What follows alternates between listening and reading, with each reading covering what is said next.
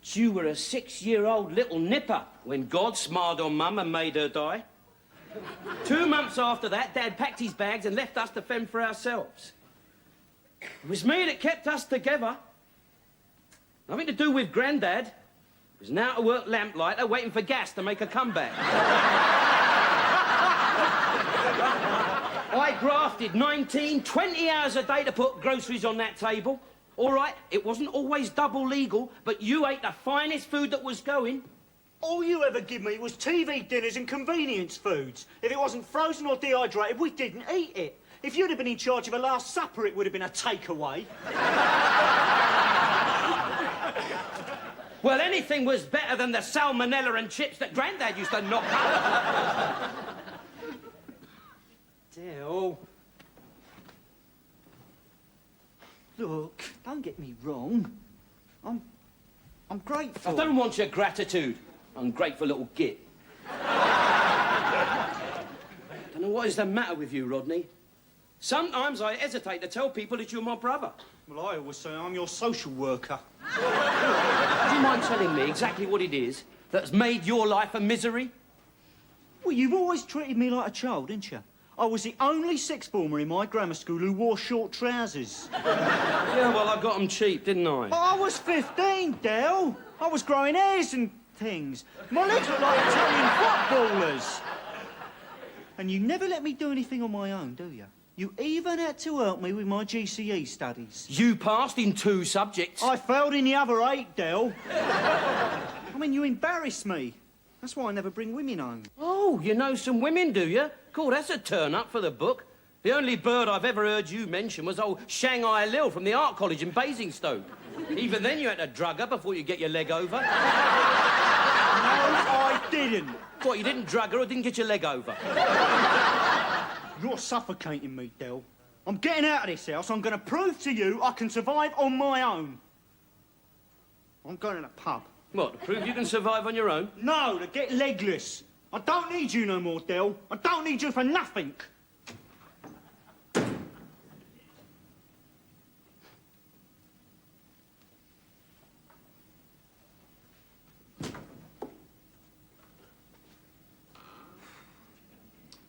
Del, I was just wondering.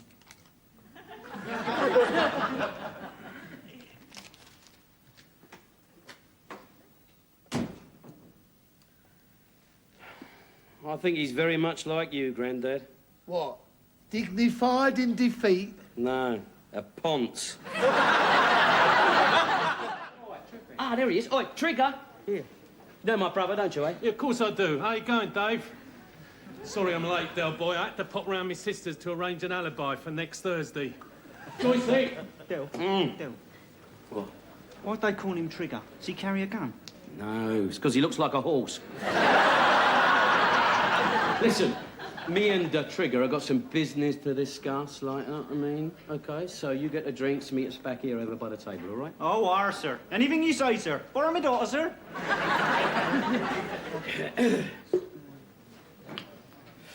No, very clever kid, you know, my brother. Yeah, he's got 2 GCEs, one in maths, one in art. Oh, you want to see him when he writes a letter? Some of the words he uses. What, long ones? Well, they're like that, you know, some of them. Anyway, what are you selling? This. I've got 25 of them all told. The others are in the car. I thought I won't wrap it up. Parcels attract attention these days. Best to carry it openly, then it don't look conspicuous. Oh, yeah, that's good thinking, that trick. Yeah, really good thinking. Goes so well with your sling-back Wellington boots and your off-the-shoulder donkey jacket. You look like an executive hod carrier. Wait, Rogers, what do you think of this? Infradig, innit, eh? It's plastic. Plastic. It's old English vinyl. Combination locks. Yeah, dinky little handle, I don't know. Might be able to push some of them around the old squash clubs, eh? Shouldn't have anything to do with them, Del. Police most probably looking for them right now. Tell us the truth. Are the police looking for these things, Trig? No, they're not, Del. And that's the truth. Why are you hiding it under the table, then? Well, because you never know when they're going to start looking for them, do you? Leave them, Del. Leave them. Wait, shh, stum, right? Oi, we're partners. At least respect my opinion. All right, Rodney, I'll respect your opinion. How much? For you, Del boy, £17 each. You know what happened to the real trigger, don't you? Roy Rogers had him stuffed. All right, then, 14. 14, leave it out. 5, 12. 6, 10. 9. 8. Done.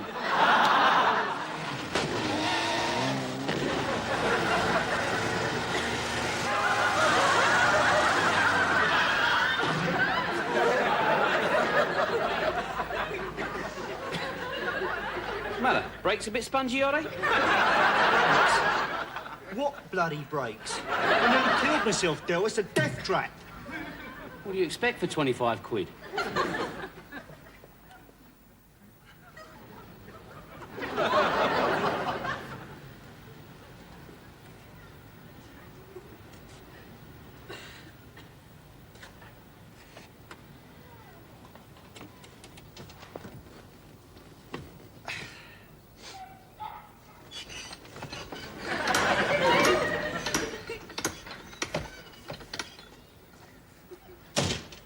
Your shock absorber's gone. Well, it has now. What's it like? What's what like? The car, you dingo. What do you think I'm talking about, your flaming coffee? The car. Oh, well, you know, it's a bit overpriced. It's a bit overpriced, yeah, that's what I was going to say.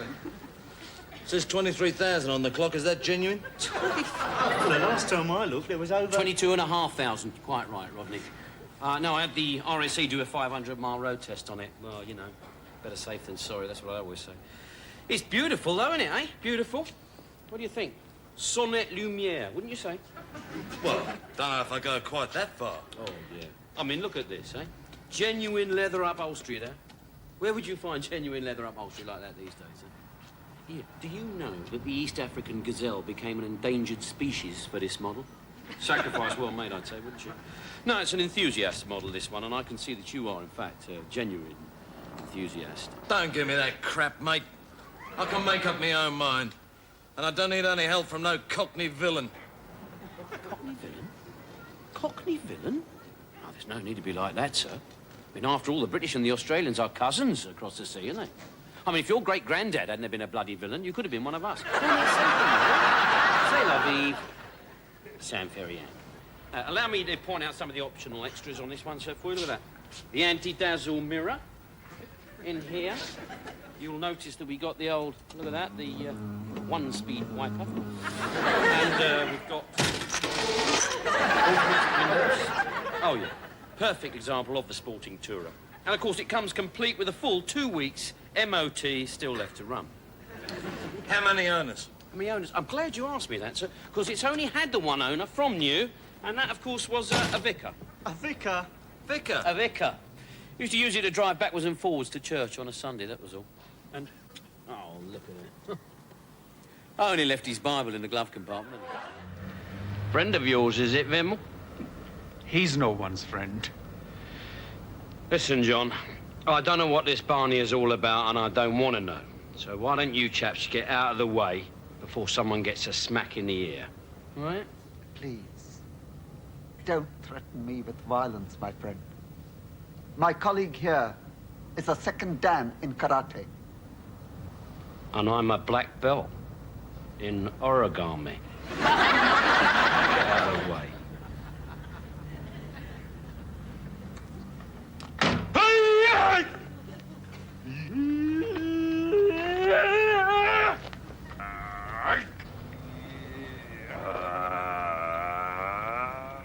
Watch him, Del. Watch his carry-tarry, mate. Watch your bloody carry-tarry in a minute, Rodney. Just shut up, will you?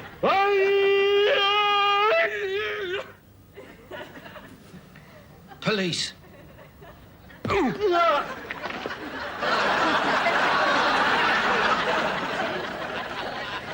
Rodney, you and Vimmel, in the car, quick. Right, let's go. Well, it's been very pleasant meeting you both. Have a nice evening, won't you? My friend, it's not good to part in such circumstances. Could we talk?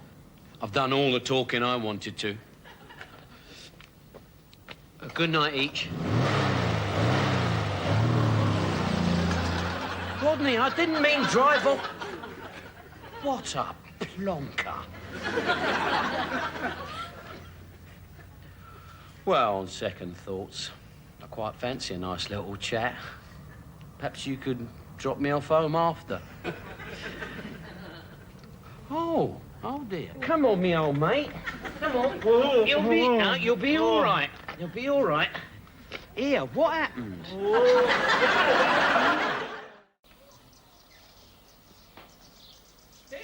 Hey! Brothers, what about that, my son?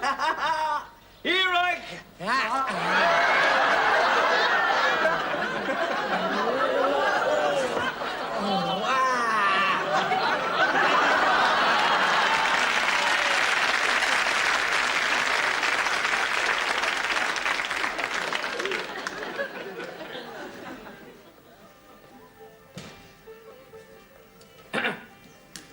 Good afternoon, gentlemen.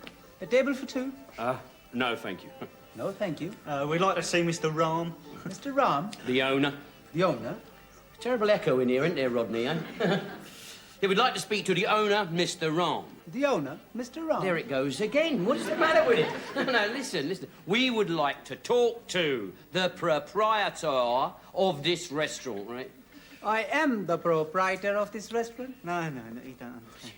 We want to see the real owner, right? I am the real owner. All right. Listen, just wait. Hang on. Just watch my lips, all right? Look, where is Mr. Ram? Right? Look, I don't know any Mr. Bloody Ram, so will you please leave? You drunks always come here causing trouble. Drunk or not drunk? Sorry, look at that. Look, I was having a couple of meals here quite recently. You must remember me. I'm sorry. You're look-alike to me. All right, what's he talking about? We all look alike. What's the matter with him? No, he's making it up.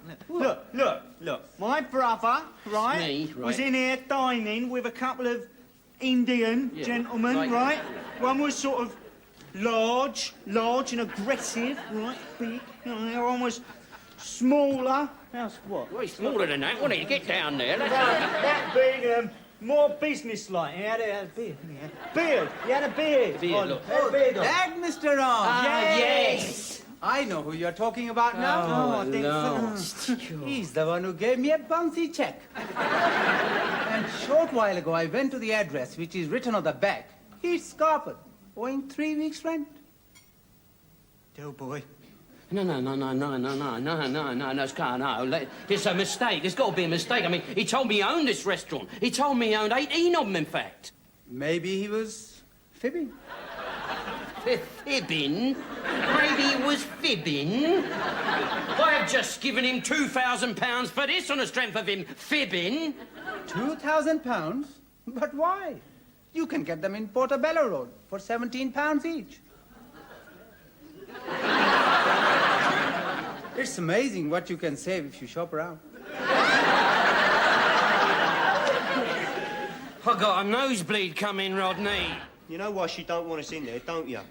Probably filled up with her devices of sexual torture.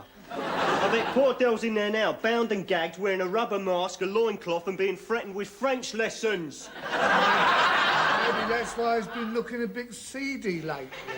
Yeah, and it's hardly through lack of food, is it? I mean, look, there are third world nations who give up their mineral rights for what's on that plate. I wonder what happened to his fried slice. Perhaps he didn't want it. His stomach's been a bit dicky, hasn't it? That's true. Hello? Oh, hello, Trig. Yeah, hang on, I'll get him. Pauline, untie Del, will you? He's wanted. I'm up. Hey, what do you mean untied Del, anyway? Nothing. Who is it? It's Trig. Trigger. Oh, hello, Trig. What do you want? No, he didn't disturb me. I had to get up anyway. I was wanted on the phone. Del? Hang on a minute, will you, Trick? Cut it out. I'm just popping down to the jeweller's, put a deposit on that ring I saw. What? Another one? You've been engaged 5 times, married twice. You must have more rings than Bravingtons. Just shut it, Rodney. I mean, what is it with you, eh? You trying to corner the world's gold market, or have you just got a thing about wedding cakes? I'll bang you one in a minute. Leave her alone, will ya? Don't forget you've got to arrange a medical for your life insurance. I'll see you down the estate agents. We can go on to the bank from there. All right, darling. Yeah. Zinghole! Cut it out! What do you you been doing? Sniffing that glue again, have you? Oh, dear. Hello, sorry about that, Tree. Yeah, no, just Rodney having one of his fits. Anyway, what do you want to phone me about? Eh? Maybe it's a delicate matter. Eh? No, I know you're my mate. No, I won't say that you're interfering. I promise I won't tell you to mind your own business. Just say what you want to say, will ya? Yeah? Oh, did I? Did you? Did he? Well, listen, Trig. Why don't you mind your own bloody business, eh? Who do you think you are interfering, eh? Look, you just keep your nose out of it, all right, pal? How's Trig keeping? Do you know what he had the audacity to say? He phoned me up to say that he heard last night that the police had investigated Bobby Finch's death. Apparently, he died of food poisoning. Food poisoning? Your breakfast getting cold, Del, boy.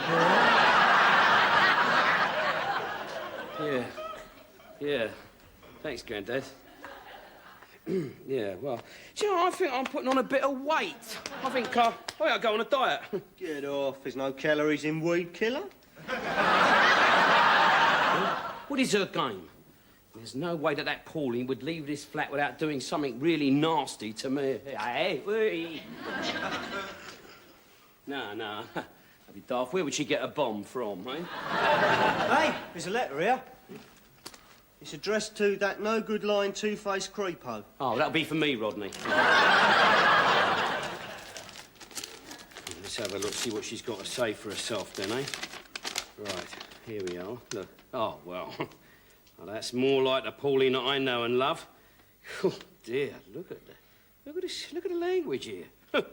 You'd think an ex-air hostess would know how to spell better than that. Look at that, hey? Is that true? What? No. Off. Del, did Pauline really mean that much to you? No. Not really. Nah, somehow it wasn't quite the same. Sometimes I think I'm not really cut out for this falling in love lark.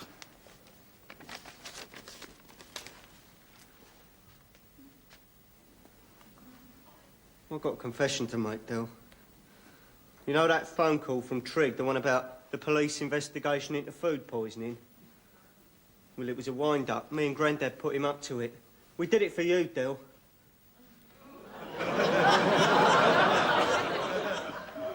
You put him up to it? It was nothing to do with me, Del. I only suggested it.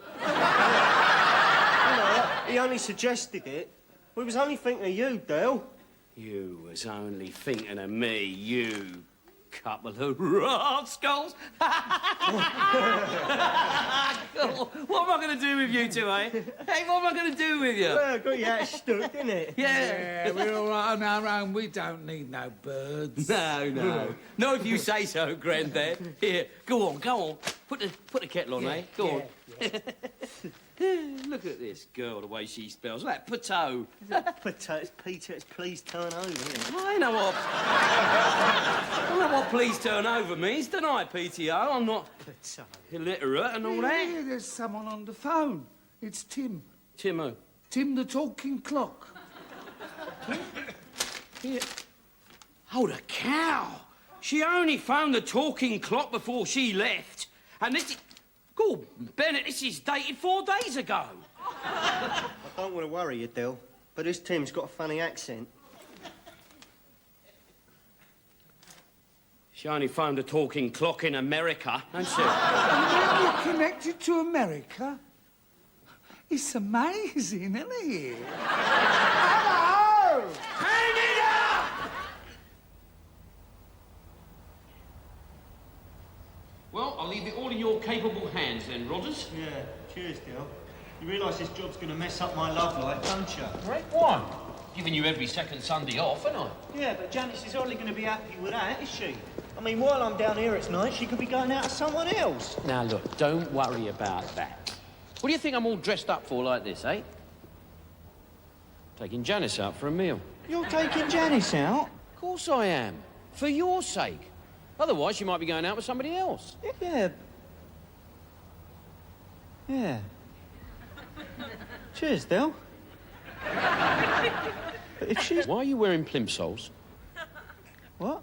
So why are you wearing plimsolls?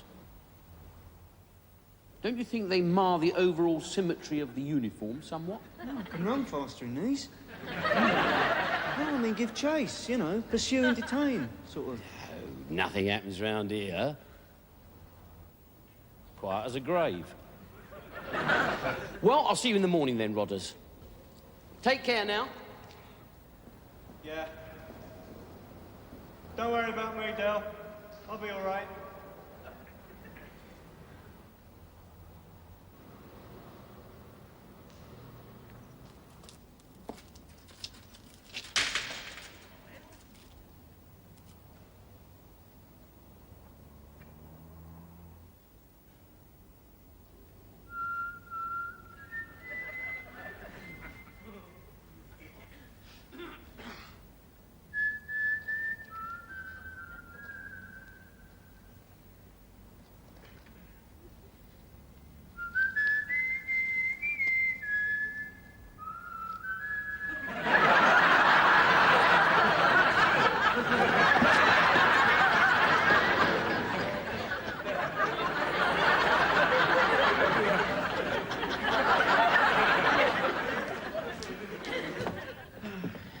I wanted to do this for years, Rodney. I always thought if we could make a success of it, that eventually we would go legit.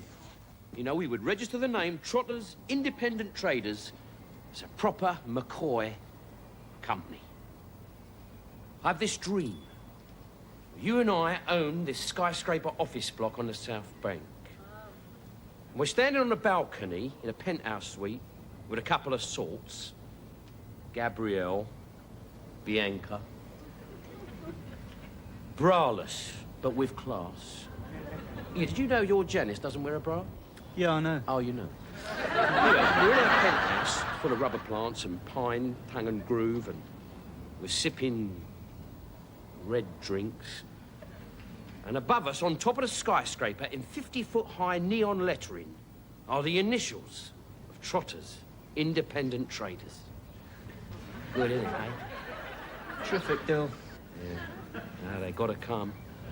My dream starts the way every success starts. With a great big rip-off. Del, Grandad's right. No one's gonna turn up. Yes, they will. You wait and see. I think that dream of yours contains a subliminal message. Yeah. You what? A sort of subconscious truth. You see this skyscraper belonging to Trotters Independent Traders, right? Yeah. And on the roof are the company's initials, and you're standing on the penthouse balcony. Well, don't you see what the dream's trying to tell you? As you're standing on that balcony with your red drink, just above your head in 50-foot-high neon lettering is the word tit.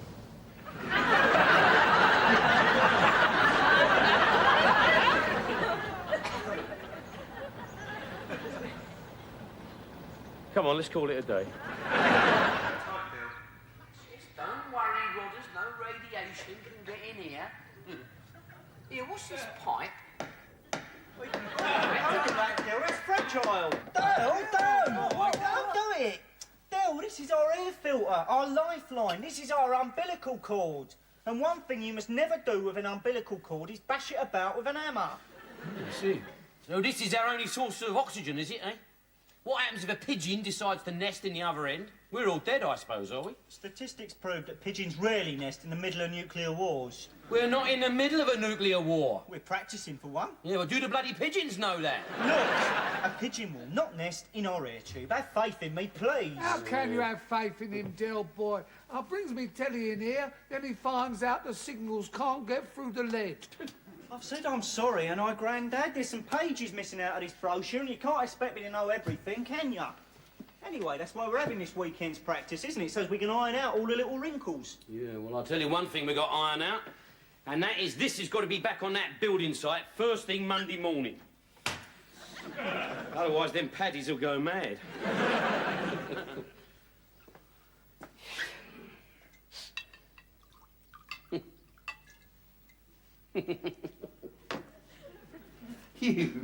You are a wally, you really are. You don't have to stay here, Del. I do have to stay here. I'll tell you why I have to stay here. I've got £1,000 worth of lead tied up in this shelter, and I'm not leaving it in your hands. Knowing you two, you'd probably lose it. Just think what I could do with £1,000, eh? Fly to America on Concorde. I could buy myself one of them flash Rolex watches. Have me adenoids taken out privately. Yeah, but how many people can boast they got their own private nuclear fallout shelter? Yeah, that's true. Knowing our luck, there won't even be a bloody war. Yeah, that's what we ought to do, you know. We ought to drop a bomb on all them Russian cities, you see, and then declare war on them. What we say is that the declaration for war got held up in a post due to a communist-inspired strike at a sorting office. Yeah, that is typical of a ruthless little mercenary like you, isn't it? What do you mean, ruthless mercenary? I'm not a ruthless mercenary. Who is it goes round the estate at every Christmas time, making sure all the old people have got enough to eat and drink? Yeah, and who was it during the Brixton riots, drove down in a van selling paving stones to the rioters? I mean, what did you think they were going to do with them, eh? Or run off home and start building patios? Mine is not to reason why. Mine is but to sell and buy. Somebody phoned the law, right? And who do they send but a young policewoman? Well, of course, that was it, wasn't it? Should have seen him over there, what? See in his eyes, they went all goggly like that. And then he was sniffing round her. I was not sniffing round her. I merely asked her if she needed any assistance. Oh, leave it out, Rodney. There was Monkey Harry draped over a keep left sign. There was Tommy with the handcuffs on. Their two wives were fighting like a couple of strays. And this plonker here is trying to date the arresting officer. You should see, it was pathetic. He was going, well, I'm fitting a kind of pictures tomorrow. Do you want to come? The only date that you would have got with her was 10 o'clock Monday morning, Horseferry Road, Magistrates. How's that bacon? Oh, I'll have a look at it. Good. Oh, took a call round last night. Yeah, what do you want? With these watches. Eh? Watches? Watches, look. Knocked off, are they? No, they're not knocked off. They're knocked off. He's a comedian, isn't he? They're knocked off. Hey, you know, these are not bad. Look at that, Rodney, look at that. What do you think of that, eh? Respondez-vous, s'il vous plaît, isn't it, that one? Hey, they're not bad, as it happens. No. Yeah, I reckon that's a Longines or a Cartier. Yeah? Yeah. Trigger said they're £4 each. Eh? Oh, well. Dear boy, Yeah? I've burnt your bacon. Oh, you stupid old git. I told you to look after it, didn't I? Never mind, you can have it. Come on in, Rodney. Let's go and see if we can flog some of these watches. We'll stop off at Sid's place on the way, all right? Yeah, right. Actually, I could do with something to eat now. Feel a bit better after that. What have you done with my Steradent? Oh, go on, Bennett.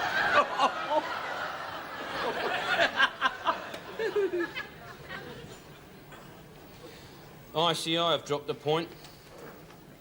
Yeah? Chelsea dropped 3 on Saturday. They should never have sold Greavesy, should they? Come on in, you fit. Yeah, right. Right. What did you have, Del boy? Just a packet of biscuits and a cup of tea, Sid.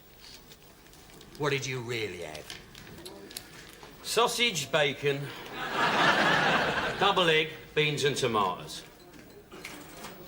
Mushrooms, black pudding, and chips. 3 teas, 2 bread. Bread was toasted. No fried slice? No, not this morning, Sid. Belly's a bit dicky. What did you have, Rodney? Just my usual bacteria on toast, you know. One day I'll smack him in the mouth. Yeah, if you can find it. Here, coming down the Nag's Head tonight. We've got a couple of strippers on. I'm going out tonight. Oh, here. Take that back. I want one of them down there. One of them biscuits, all right. Oh, yeah, where are you going? I didn't tell you, did I? I've got a bird. Sandra. Sandra? Where did you meet her, then? She was down the club last night. I didn't see you talking to anyone last night. Not even the bird that you were supposed to be with. Who was Sandra then? That part-time barmaid, was she? No, she's not a part-time walla. She's got a career. Oh, career. What is she, a lollipop woman? No. Policewoman.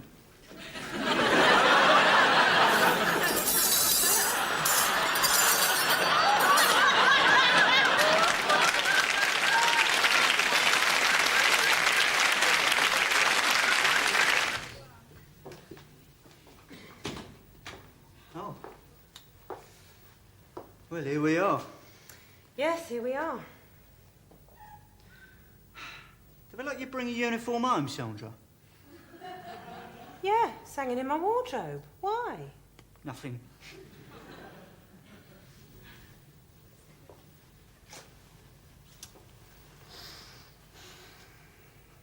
Rodney, Yes, Sandra? can I ask you something? Yeah. What do you think? You know your flat? Yeah.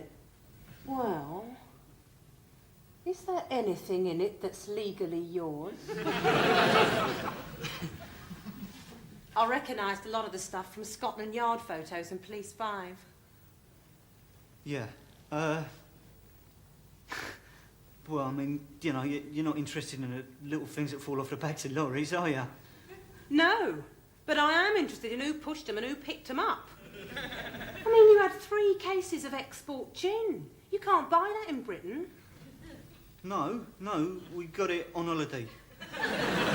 Oh, you smuggle as well? Oh, come on, Sandra, I bought you a doner kebab tonight.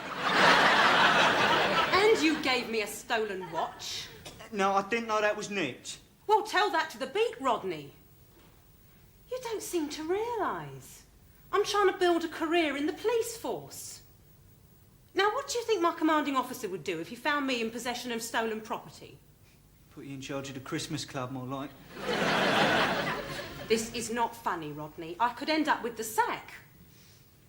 Which of you two's the culprit, you or your brother? No, it's not.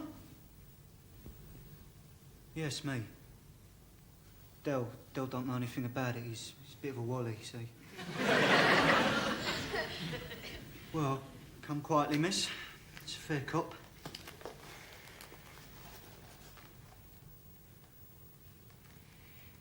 If I was to carry out my duty to the full, I'd take you straight down the station now. But you did take me to the pictures. And you bought me a doner kebab. And a packet of cashews. And a watch. Oh, no, forget about the watch. No, I won't forget about the watch. Neither will I forget about the others your brother hid down the side of the armchair. Look, I'll give you 24 hours breathing space. Time to, shall we say, spring clean your flat. And after that, I'm coming round with the CID. That's 24 hours, Rodney. Yeah, right. Reminds me of that Gene Pitney song, you know, 24 hours from Dartmoor. Well, thanks for a lovely evening, Sandra. Thank you, Rodney. Don't I fancy a coffee? Oh, do you? Well, there's an all-night sandwich bar down the Walworth Road.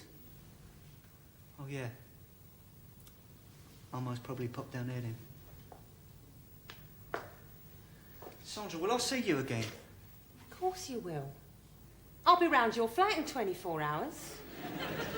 And in case you don't recognise me in uniform, I'll be the one with the warrant.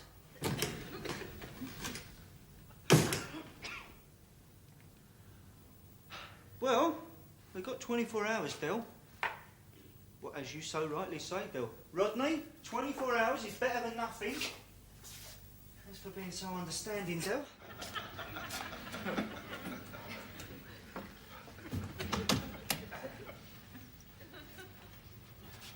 I mean, the thing is, Arthur, you and me used to be friends once.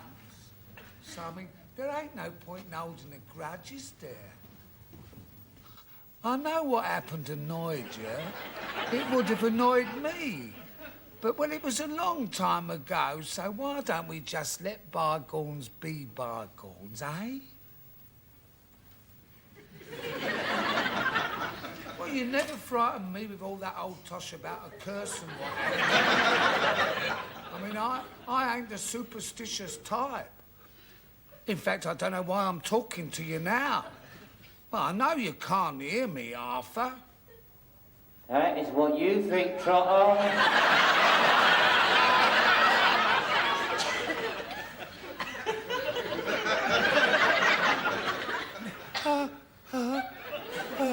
Arthur?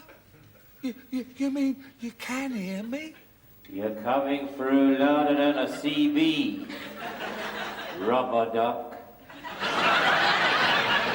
Is it forgiveness that you seek, Trotter? Well, yeah. I'm really very sorry for what's happened, Arthur. Ah, but how do I know that you mean it? Oh, I do, Arthur. I do really. I'll do anything to prove it to you, Arthur. Anything you say. All right, then. Tell me where your money's hidden.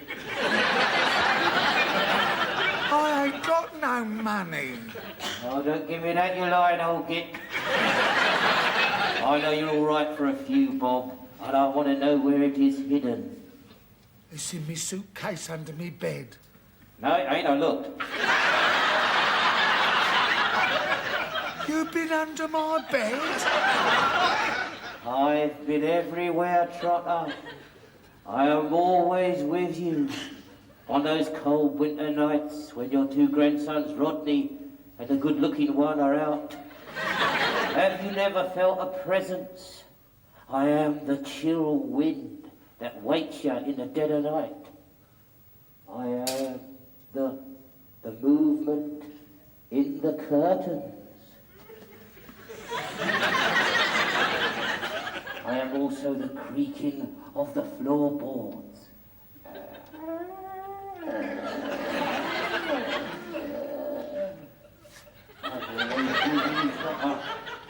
Always with you. Even when you're alone, I am keeping you company. What are you doing?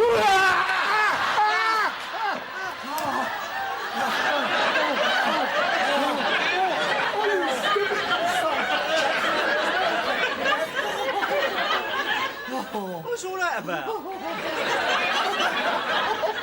Who is it? Old Soppy here was holding a séance with his little mate Arthur. Never underestimate the powers of the unknown, dear boy. What I say is get them ashes out of this house. Why don't you try and get in touch with Trigger? Get him to take them away. Well, what do you think I've been trying to do all evening? I've left messages for him everywhere. And he'll be going off on a 3-week holiday soon. Well, looks like we'll have to dispose of them ourselves, then. Yeah, looks like it. Suppose that's the least we can do, is to give him a dignified send-off. Well, anyway, we can't give anyone a dignified send-off at 3 o'clock in the morning. Right? So we do it tomorrow. Could be a sign, you know. What's our failure to get rid of the contents of that urn. It could be a sign that we didn't ought to dabble in that sort of thing. What are you going on about? Well, look, we're walking straight into the unknown here, aren't we? I mean, you don't know what strange dark powers we might evoke. Oh, give over, you tart. What do you think, the bogeymen are going to come round and get us in our flat? If they do, they'll be too knackered to do any haunting. Them lifts are broken down again. Yeah, well, as far as I'm concerned, Del, you can scrub round it, all right? Give yours to a church jumble sale or something. I've washed my hands of them. Rotters, listen, now don't be a plonker. They're worth 300 quid. And you don't go giving our national treasures to jumble sales, do you? Eh? I mean, just think what we could do with 300 quid, eh? We can get a nice new suit each. Get you a nice pair of dungarees.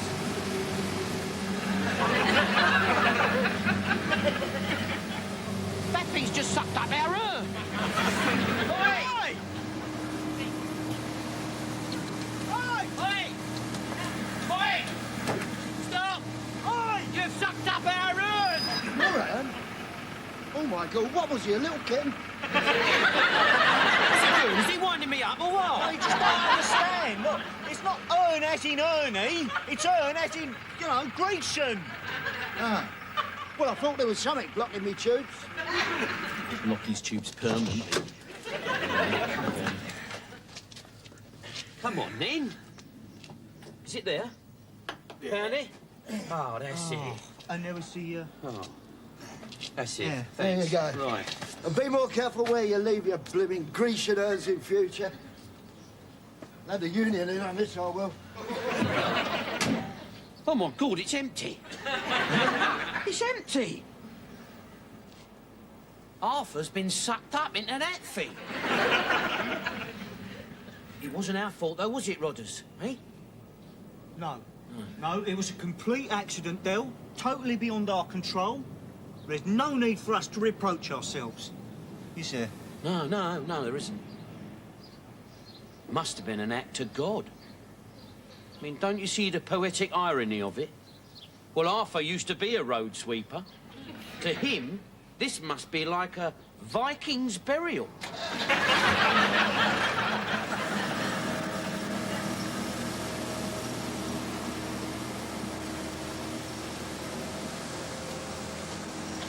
Maybe he would have wanted it like this. Maybe. I doubt it, but maybe.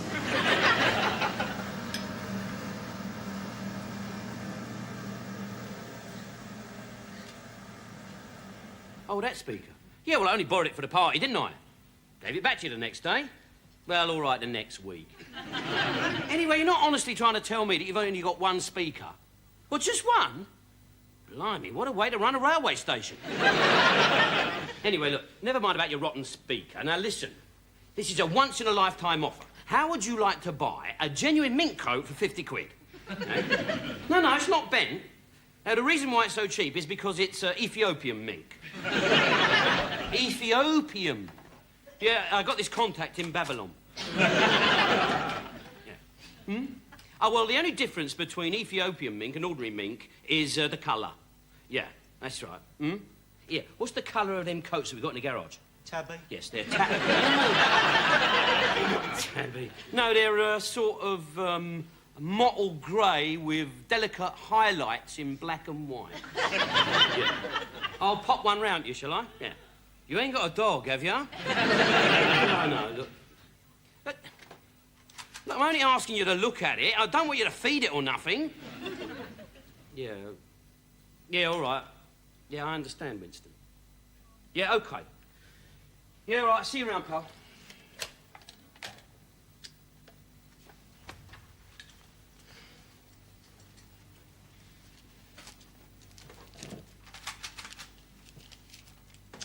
Oh, well, you win some, you lose some.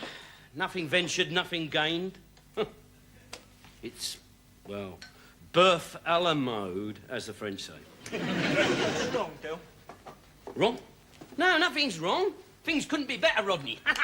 This time next year, we'll be millionaires. Right, here, get the parfum de toilette into the back of the van, and we'll see if we can make a killing down the old market, all right? Right. That's it, off you go. Did you play cards again last night? Yeah, that's right, Grandad. You know me, hey? He who dares wins. How'd you get on? I lost. I even had Mum's lucky rabbit foot with me. Brought me about as much luck as it did the rabbit. You want to ease up with this gambling, Del boy? I've seen too many good men finish up in the gutter chasing easy money. Yeah, it's that Boise, innit? You know Boise, the second-hand car dealer from Lewisham? I have never seen anyone so lucky at cards, Grandad. It's all for big money and all. He ain't using a marked deck, is he? What? No. We're close friends. Anyway, he knows I'd break his arms. Well, I were in a card school once where the cards was marked. I lost a fortune. Well, you knew they were marked? Oh, yeah. I marked them. I was never much good at cards. Stone me, never mind. Oh. Here, Yeah? this Boise fella, does he like spinning the old coin, Del? You know, double or quits. Well, yeah, him. He likes any form of gambling, doesn't he? Oh, well. Here, Del, you try him with this. It's a double-headed coin. A what? Double-headed? I thought you only saw these in them old British movies. Scotch bloke gave me that during the war. I remember it like it was yesterday. His hands was trembling and his voice was just a whisper. He said, I want you to have something to remember me by, Trotter. Take me lucky coin. Then he went. What, he died? Deserted. Mind you, you couldn't blame him the way them Germans was carrying on. Someone was going to get hurt. Trig. I'm Brassic, mate. Rot, forget it, you. Yeah, you're gonna have me car. Cheers, Trig, you're a real pal. Right, so that's my jewellery, right? And Trig's car. That's a good one. You must be joking. I sold it to him. You all right? Well, you get your money back, won't you? So that's my jewellery, Trig's card, the stereo and the tellies. Still don't come to 1,000, Del. All right, tell you what I'll do.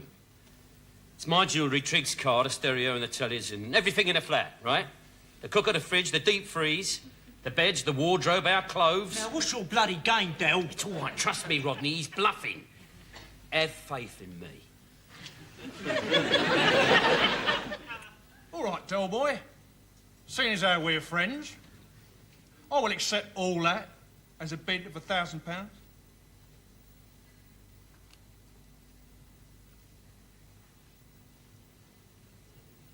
What you got? I got kings. How many? 1, 2, 3, 4. 4? I didn't know you were good at maths, though. I thought you were bluffing. Oh, no. Oh, no, Del boy. No, you're Nelly. I thought he was bluffing. You Burke. What did you have, Del? 2 pair. 2 pair? You went all that way on 2 rotten pair? I thought he was bluffing. Well, he bloody well wasn't he? Couldn't give us a lift home, could you, Dave? Yeah, I could as it goes. I'll drop you off on our way to the river. Well, Del, I'll send the boys round in the morning for the stuff. It really pains me, Del. It really does pain me. What you do? What do you mean, what am I doing? I'm picking up my winnings, Del. That's what I'm doing. Oh, no, me old mate. No, not on your Nelly. You know the rules of the game. All cards must be shown before the winnings are collected. Leave it out, will you, Del? You've only got 2 pair. No, Trig, no, it's all right. Let Del have his little moment. Come on, Del. Let's see your 2 pair. Oh, I got a pair of aces. Yeah? And I got another pair of aces.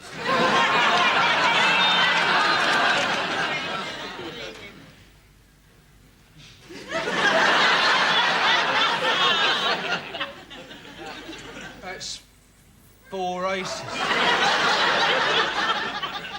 I didn't know that you were good at maths either, 4 aces. I ain't never seen it before. 4 aces, eh? 4 bloody aces! Grandad! He's got 4 aces, see? I thought Del boy might have something up his sleeve. Oh, look at all that lovely money. I told you I could do it, eh, didn't I? Oh, well done. Oh, wait, Rodney, now careful, what is your game? Well done, Del. Thanks. Nicely played. Where'd you get those 4 bloody aces from? Same place you got them kings. I knew you was cheating, Boycey. Oh, yeah. How? Because that wasn't the hand that I dealt you.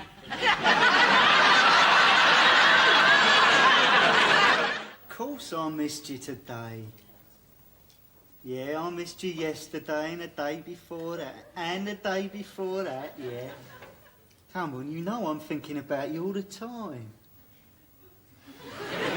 Are ya? Really? Oh. Wait. Yeah? I mean, yeah? Can I dip my bread in your egg? Help yourself. Thanks very much. Hey? No, it's my brother. Oh, yeah, OK, I'll see you soon. Of course I do. I can't. There's people here. Yeah, all right, OK. See ya. Who was that, Rodney? Hey? Oh, Mickey Pierce.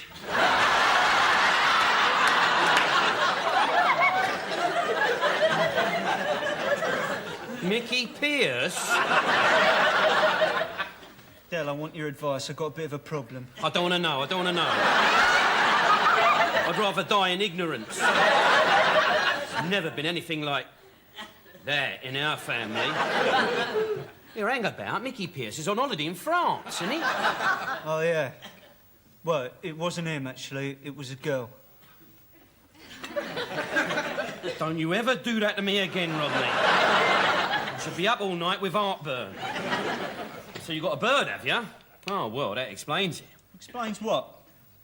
That explains why you've been lolloping about so much for the last week or so. You're going to pull your socks up, my son. It's beginning to affect business. How can it affect business? I'll tell you, shall I? Look. Titan here called Irene McKay, right? She's had 17 quid's worth of clothes off you, and you're letting her pay you back at 25 pence a week, right? That means you've got to go round there every week for a year. Yeah, I know.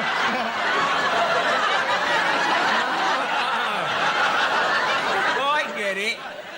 Rodney's got a mystery. Irene's not a mystery. We've just been seeing a lot of each other and, well, we've become quite close. Promise me you won't laugh? No, of course I won't. I think I'm in love. Oh, do us a favour, Rodney. Only a month ago you was in love with that skinny bird from the dry cleaners. Now along comes another little girl and you're away again. Marguerite from the dry cleaners was just an infatuation. This is the real thing. And Irene is not a little girl. She happens to be a woman. A woman, eh? Huh? He's fallen in love with somebody who's got the vote this time. How old is she, 20? No, she's about 30. What do you mean? About 30. How old is she exactly? 40.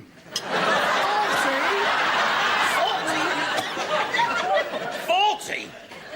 You're not being serious, are you? Well, what's wrong with going out with a woman of 40? Nothing. Nothing at all, if you happen to be 50. Right, she's even too old for me. Well, I'd have to think twice. Shut up, Grandad. No, he's right, Rodney. He's right. I mean, when she was drinking frothy coffee with some Ted up the Lyceum, you were struggling to keep your gripe water down. Oh, no, bruv. This is one problem you're going to have to solve on your own. That's not a problem. Well, something else, is there? Yeah, her husband. She's not married and all, is she? Oh, no, he don't live with her. He's away. Where? Parkhurst.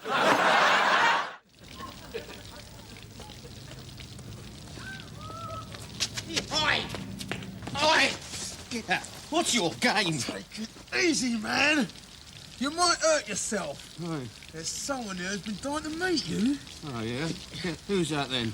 Me. McKay's the name. Tommy McKay. Ring a bell, does it? Yeah, I think I've heard of it before. You bet your life you've heard it before, sunshine.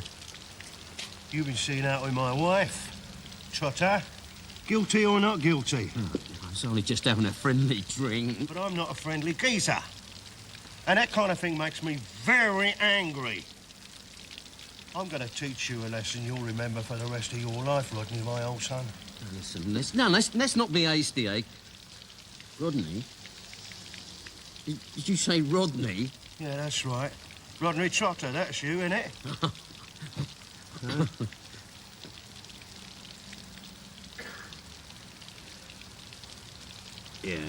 Yeah, I'm Rodney Trotter, yeah. Good. OK, Leroy, give him some air.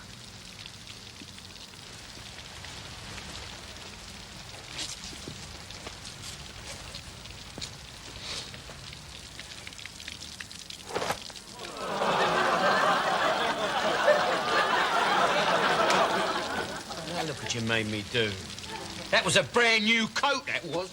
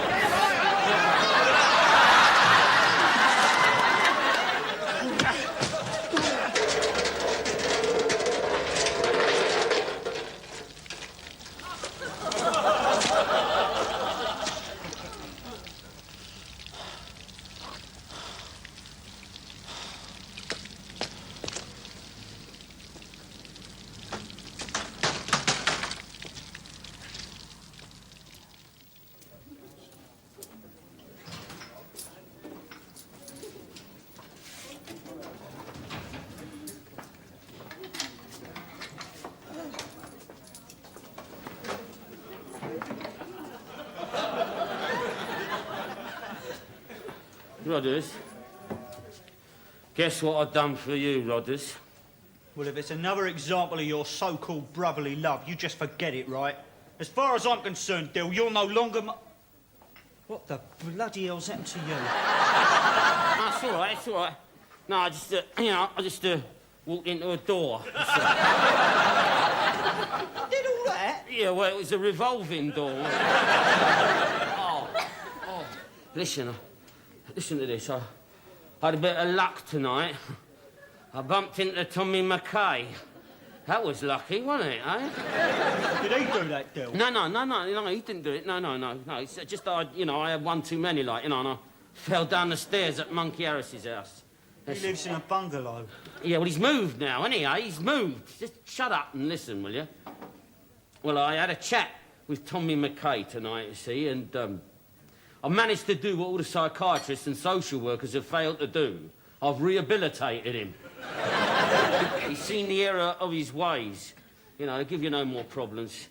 I've left the path clear for you and Irene. Me and Irene? Yeah. Oh, that's all over, Dill.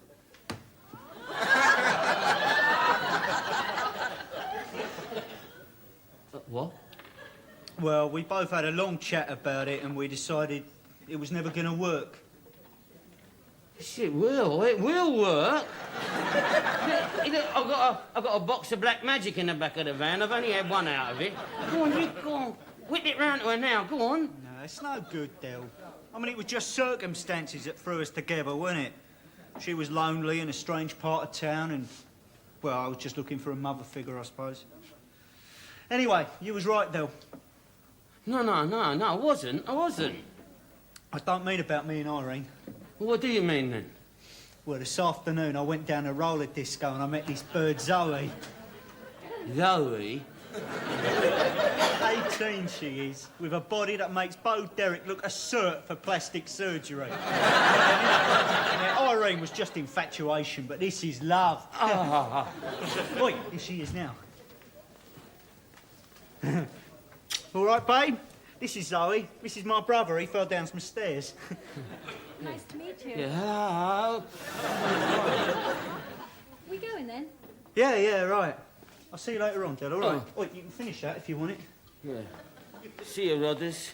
See you, Zoe. Oi, Del. I'd have that head looked at if I was you. It's the truest bloody words you spoke for ages.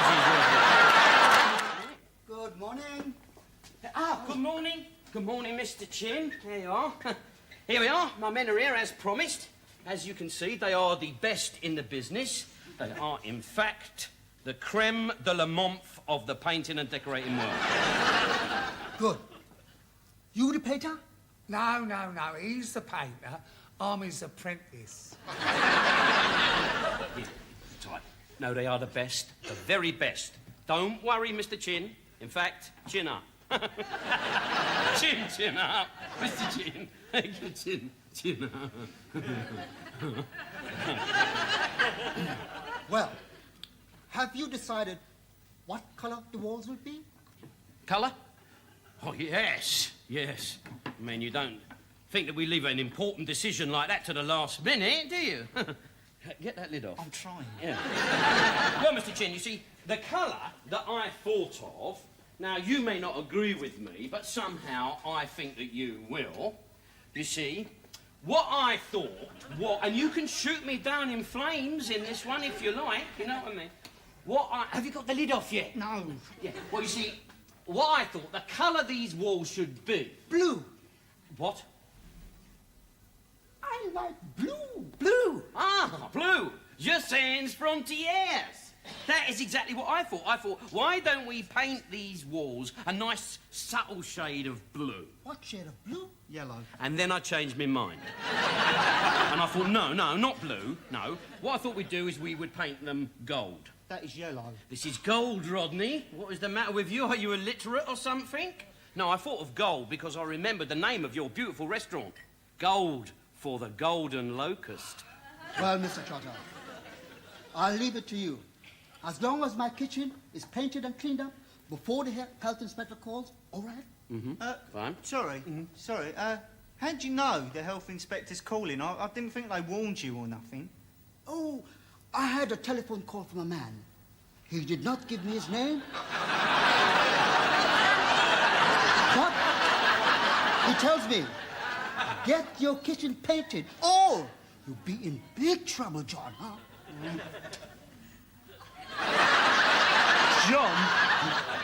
John? Yeah, John. You know, John is the expression, got an expression like John and all that. Somebody up there must like him, eh?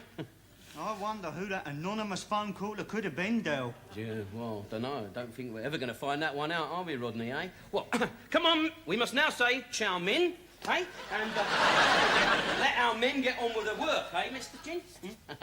Do you think this anonymous person is likely to ring up any other Chinese restaurants and tell them to get their kitchens painted? Right, to do something, didn't I? Otherwise, we'd have been lumbered with all this paint. Right, now listen, I'm going to take these boxes with me, right? So, Rodney, you'll have to water that lot down a bit. No, it's all right, because you don't want to put it on too thick, do you? Because the plaster's none too kosher. Just remember, a little dab will do ya. Right? Little dab will do ya. Yeah, what about all this grease and filth, Del boy? You arranged for anyone to clean it up? Of course I have. What do you think I am, a cowboy or something? There's a tin of Ajax and a rubber glove in that bucket. Go easy on the Ajax. See ya. You said they use that stuff to paint signs in tunnels. Well, how can you see a sign in a tunnel? It's black, isn't it? No, this is luminous paint. It's luminous, Grandad. That means you can see in the luminous! Bloody luminous! Del boy. What do you mean you thought I knew? You didn't tell me. What do you think I am? Physic or something? Do you want it, Pauline? Want it? No, I don't want it. You can stick it up, you... I'm not in, Grandad. Hello? Oh, hello, Mr. Chin. No, Del's gone out. I'm not sure. Where you gone to, Del?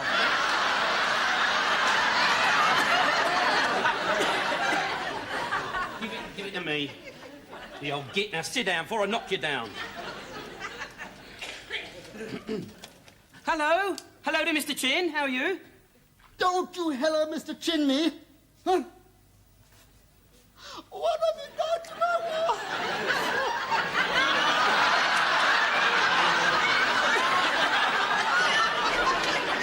Glowing, are they? Mm-hmm. Right, now listen, tell them not to be frightened, because this is a new energy-saving paint we're using. Yeah, it's designed to cut down on the old electricity bills. Yeah, I get it from this contact in, Stockholm. Stockholm? Stockholm, oh, yeah. Yeah, because you see, the Norwegians, they lead the world in paint technology. Yeah. Yes? Yes, I understand, right. Be around to see you first thing in the morning. Does he want his money back? No, he wants you to go round tomorrow and do out his living room in it. I'll have that other box of paint off you. My God! Something wrong, Del? What have I done? It's all your fault. It's your fault, you and your stupid paint! Oi, what have you done? Hey, now listen, Rodney, now listen. Now, you've got to understand, right, that I did it in good faith. Did what in good faith? I'll show you.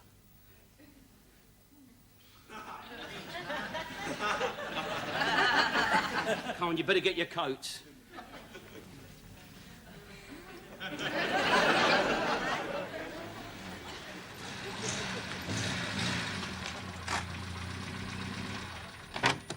Dale, what you brought us here for? Wait a minute.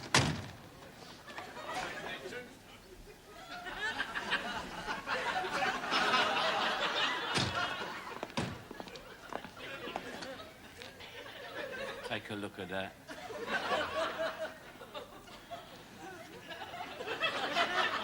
Oh, my good God.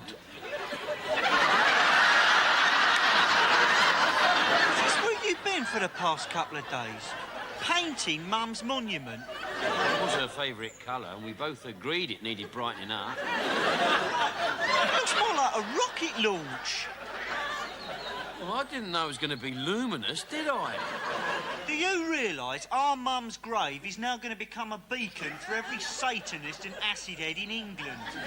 There's going to be white witches dancing round that on a full moon. There's going to be chicken's blood everywhere. What worries me, it's on the main flight path to Heathrow.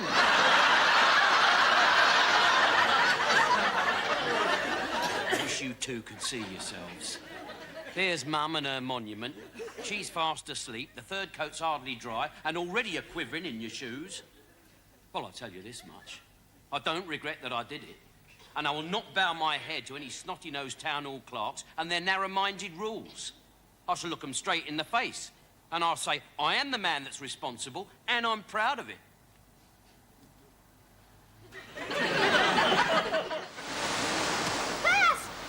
Play one! Wee, watch it. There you go, Dope. Oh, cheers. This is the life, eh, Rodders? When we become millionaires, we'll move out. Get a villa. Get Grandad one of those little old folks' homes that I have out here. What old folks' homes do you have out here? You know, we saw them in the holiday brochure. What do they call them? Yeah, pensions. Grandad, I got your lager. Grandad! What?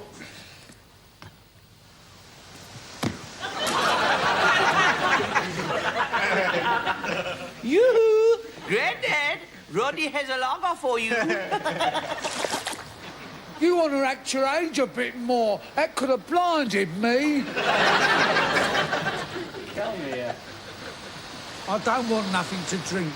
Going back to the hotel and have a fiesta.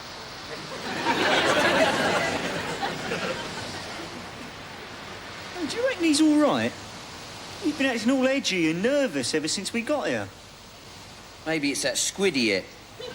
Rubbing the hotel ain't up to much, is it, eh? Oh, you can say that again. You about that soup last night? Called it oxtail. It was more like foxtail, wasn't it, eh?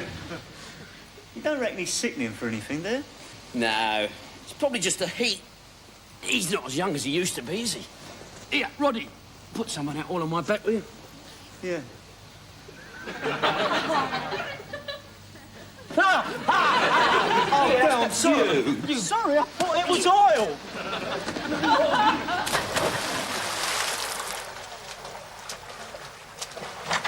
Childish, that. Probably marked now, is it? You can half go on, don't you? I've said I'm sorry. Look, I'll go up to the room, get you a fresh shirt, all right? Yeah, why don't you do that small thing, Rodney, all right?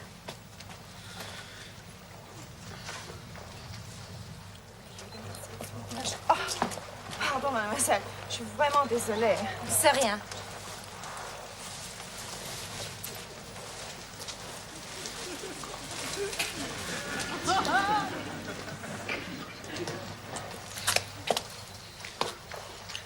Bonsoir.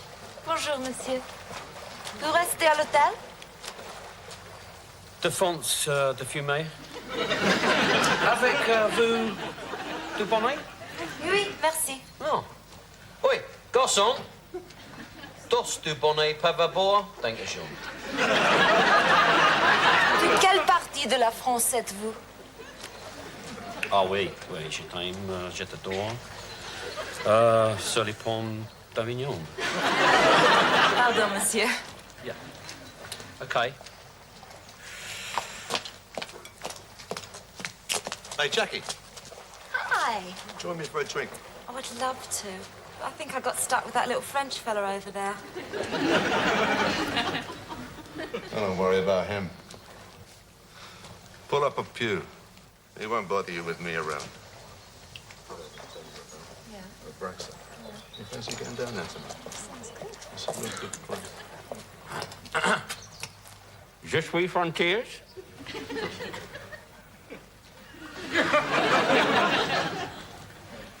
Thank you, waiter. I hope he doesn't kick sand in my face.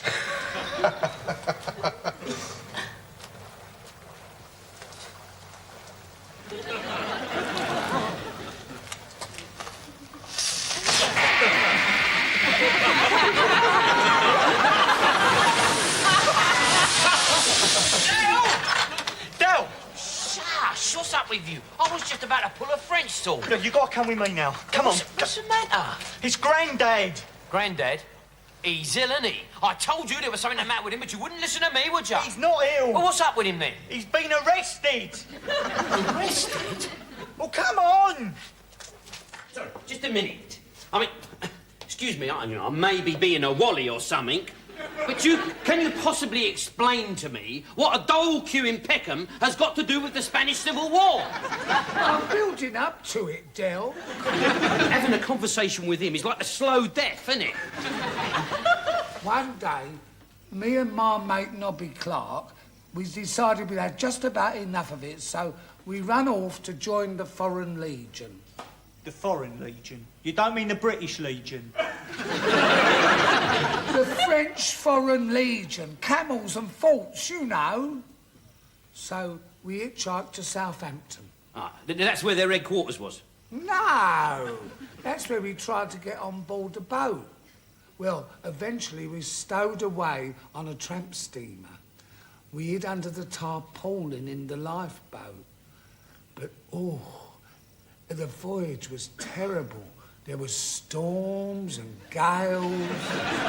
Us trotters have never made good sailors. Now, Nobby was all right on the water. I think it come from the time when he was a caretaker at a seaman's mission in Grimsby. Oi, I don't want to worry you, but our plane leaves in 3 days. What happened in Spain? Well, I'm just coming to it. Oh, now, where was I? You and the fisherman's friend were under a tarpaulin in the lifeboat. Oh, yeah. Well, when the ship finally docked, guess where we was? Spain. No. Tangiers. Grandad, is it worth me making any plans for my future? I mean, what's all this got to do with the Foreign Legion? Well, Tangiers was one of their main bases, wasn't it? You see, any normal person who wanted to join the French Foreign Legion would have gone to France, wouldn't they? Not him, no. Well, we jumped ship and made our way to their barracks. Oh, when we got there, we couldn't believe our eyes. They was the biggest band of cutthroats and villains and murderers you could ever hope to see. They was the scum of the earth. So you didn't join? We tried, but they wouldn't have us. Well, now me and Nobby was in dead lumber. We had no money, we had nowhere to sleep, and we was 1,000 miles from home. But then we had a bit of luck. Well, it was more a quirk of fate, really. We bumped into an Arab, and he offered us a job. He said he'd pay us to take his motor launch over to the Spanish coast and deliver a cargo. What sort of cargo? Guns. Guns? You mean you were gun running in the middle of a civil war? Well, that's the best time to do it, Rodney.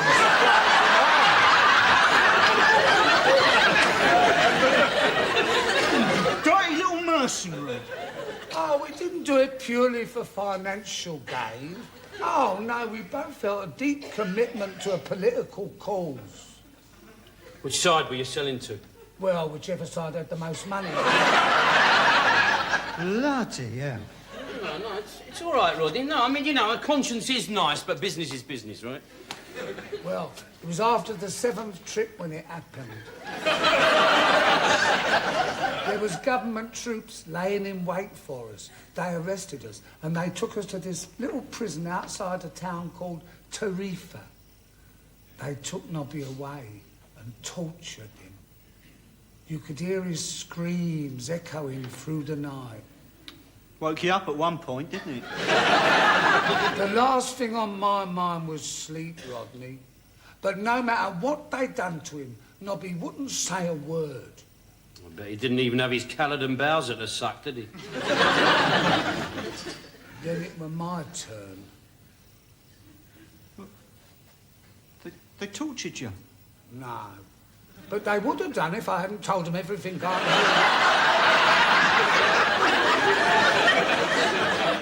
Hello? Oh, you found it. Good. £1,200? You sure you're looking at the right paperwork? Yes, 2 Louis XIV chandeliers, that's right. But how do you arrive at a figure of £1,200? All you've got to do is to take the things down, clean them, do a few minor repairs. Yes, I am aware that it is 17th century French crystal. I own the damn things. Yes, I know it's a job for an expert. That's why I got in touch with you. But I'm sure if I shopped around, I could find a lower estimate than that. Yes, I know that it is a dying trade. But there must be someone, somewhere. Oh, sorry we can't stay any longer, your lordship. That's perfectly all right, Trotter. Right?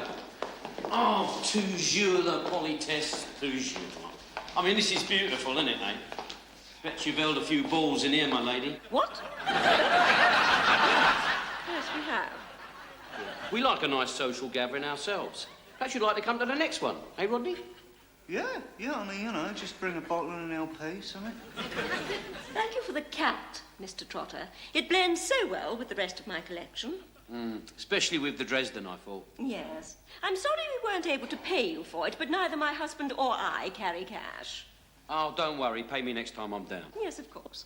What do you mean, next time? Do you mean to say you're coming here again? Whatever for? To pick up that £5 she owes him. Allons mode. Allons mode. Please accept it as a token of my esteem. Thank you. Yes, well, it's getting rather late. I think we'd better say goodbye, Mr. Trotter. Yeah. Well, thank you very much for your hospitality. It's been very nice of you. Oh, now look at that. That's beautiful, isn't it, eh? Yes. Goodbye. French crystal? Yes, it is, actually.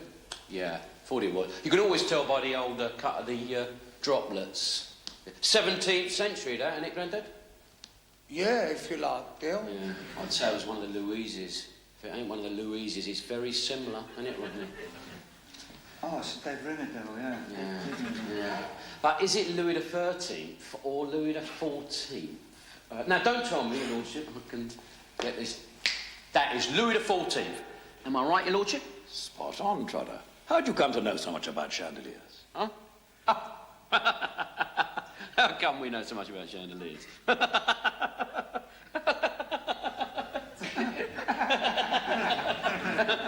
Oh, sorry. Sorry about that amusement there, Your Lordship. But, see, asking a trotter if he knows anything about chandeliers is like asking Mr. Kipling if he knows anything about cakes. This is our business. Really? Oh, yeah. Chandelier, candelabra, quality crystal and what have you. It's been the family trade for generations. Well, knowledge has been passed down from father to son. Our name goes right back in history, doesn't it, Rodney? Yeah. Right the way back to the plague. Our forefathers used to make them. Did you know there are still 4 trotters hanging in Buckingham Palace? Amazing. No, straight up. Of course, what with the advent of solar energy and fluorescent lighting, there's not much call for it nowadays. In recent years, we've tended to specialise in the old renovation work. Do you mean to say that you can take that thing down and clean and repair it? Oh, yeah. Do that blindfold. Anyway, we mustn't keep you any later, so I'm going to say bon bouche to you both. No hurry, Trotter, no hurry. I just remembered. I've got a bottle of rather special port through there in the study. What say we open it and have a bit of a chat, eh? Oh, that's very civil of you, my lord.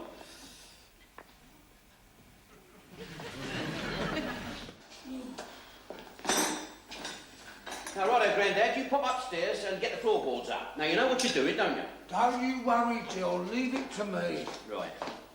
Oh, he's a craftsman. Wait, Grandad, do you want a jemmy? No, had one before we left. Why does he have to remove the floorboards? What is this? The International Year of the Wally Brain or something? Listen, my good man. How do you think that great big heavy chandelier stays up there on that ceiling, eh? It is not by the power of prayer or double-sided sticky tape. There is a long threaded bolt through that chandelier. It goes through a wooden joist and is held in position by a locking nut. Now, in order to undo the locking nut, you must first lift up the floorboards. Au de jour? We learn something new every day. If you need me, I shall be round at the garages. Right. Here, while you're there, give the van a wash, will you? Ah, talking of Wally brains. Hey? Come on. Wait, what's that? I mean, this is terrific, isn't it? What? These lordships nowhere to be seen, and now even the butler's having a moody. Do you reckon we're going to get paid? Look, his lordship is away on holiday. He'll pay us when he gets back. Now, come on. Get these ladders up. Yeah, you never know. Might be in for a bonus. Oh, yeah. Perhaps he might bring us back a nice stick of rock each, eh? Well, just shut up moaning, will you? Wait, Grandad, how you doing? All right, dear boy.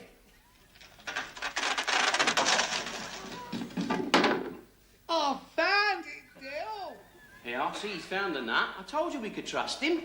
Right, come on, get this out. I'm starting to undo it. Yeah. No! Go on, Benny, we ain't even up the ladders yet. Grandad, don't you touch nothing till we tell you. Come on, you better get up there. Right, Rodney, is there anything you want? Yeah, I want to go home. Let me out too safe. That is all right. Look, this is the chance I've been waiting for. Now, don't let me down, Rodney. Now, don't let me down. All right? All right, Grandad, we're ready. You can start undoing it now. He's coming, dear boy.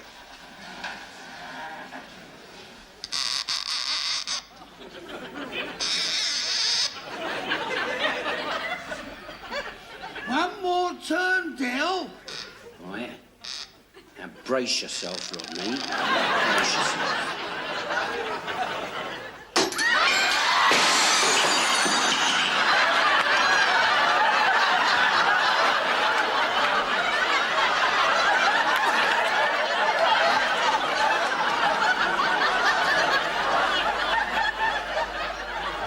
Undoing the other chandelier. How can you tell?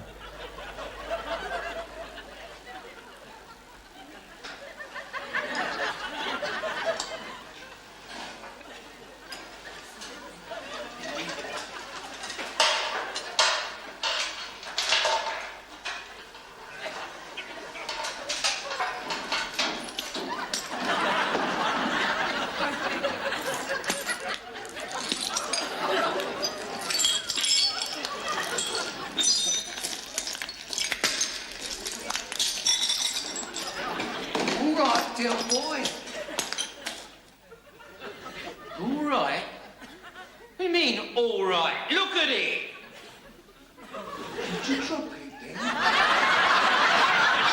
How could we drop it? We wasn't even holding it. We was working on that one.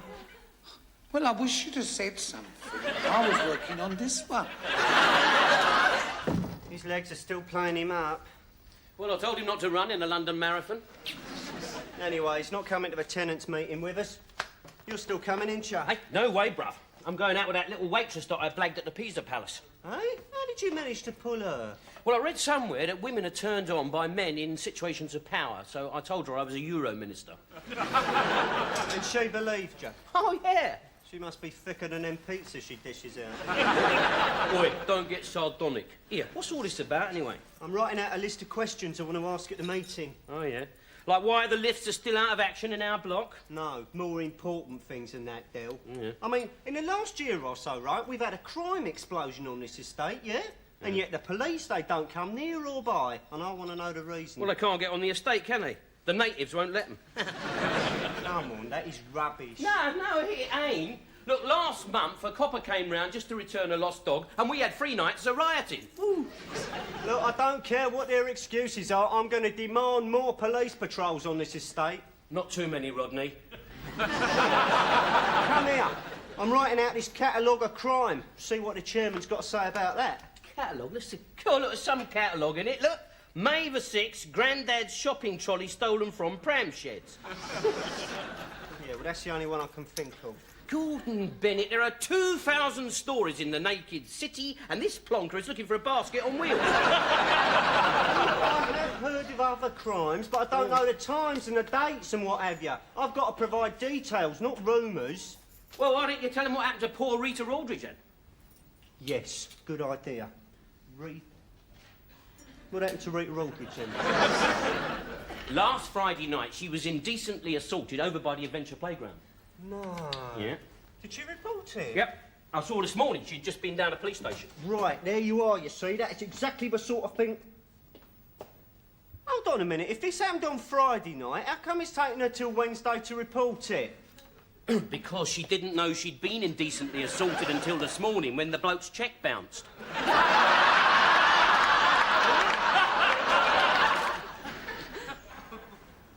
How you going, Dave?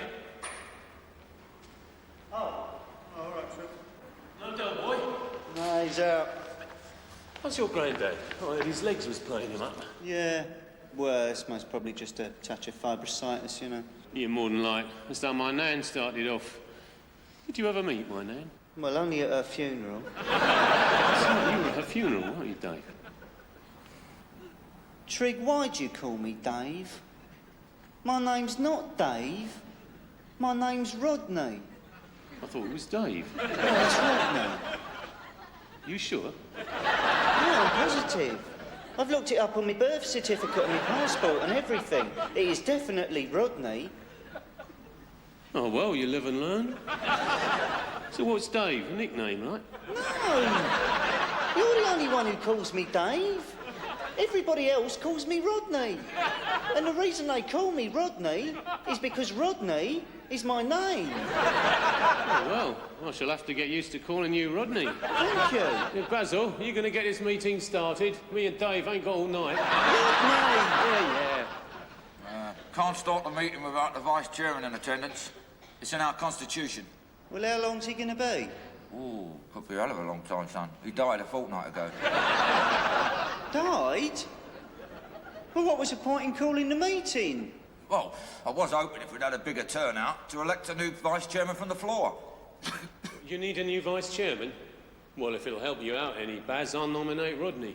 What? Right, seconded. Now, hang on a minute. All those in favour? Against? Nomination accepted. Welcome aboard, son. I don't want to be vice chairman. I thought you was interested in all that political malarkey. Well, yeah, I am, but I don't want this job. Oh, well, I suppose Del Boy was right all along. What do you mean? Well, you always said you was too immature to accept responsibility. Oh, did he? Well, we'll have to see about that then, won't we? Where do I sit, Baz?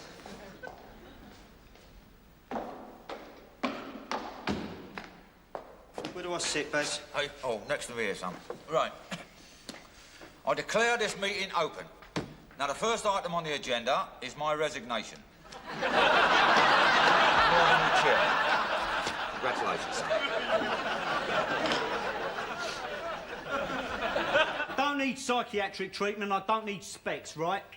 I've had a lot on my mind just recently. I've been struggling to find a way of making a very important announcement. Oh, yeah. What important announcement? All right. For the past 2 weeks or so, I've been taking stock of my life. Who I am, what I am, and where I'm going. And that's taken you a fortnight. I could have answered all them questions for you. Could have answered them all during a commercial break. Can you just shut up for 1 minute? I am 24 years old. I have 2 GCEs, 13 years of schooling, and 3 terms at an adult education centre behind me, right? And with all that, what have I become? I'm a lookout. No, Rodney, you're wrong. You're not just a lookout. You're a bad lookout! All right, so I'm not very good at it. Perhaps that's because my heart's not really in it. I'm not asking you to put your heart in it, just your eyes will do. Del, what I'm trying to say... I'm thinking of breaking up the partnership.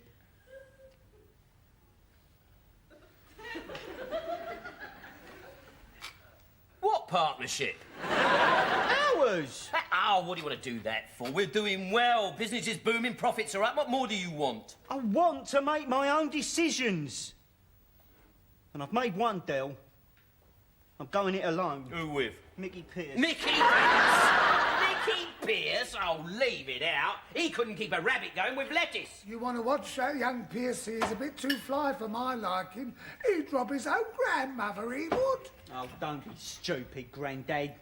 That was never proved. Anyway, you give credit where it's due, right?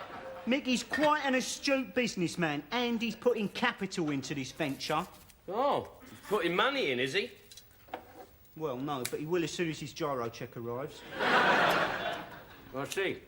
What are you putting in? I've got money, Del. Oh, have you? Yeah. I've got my half for the partnership. What partnership? What our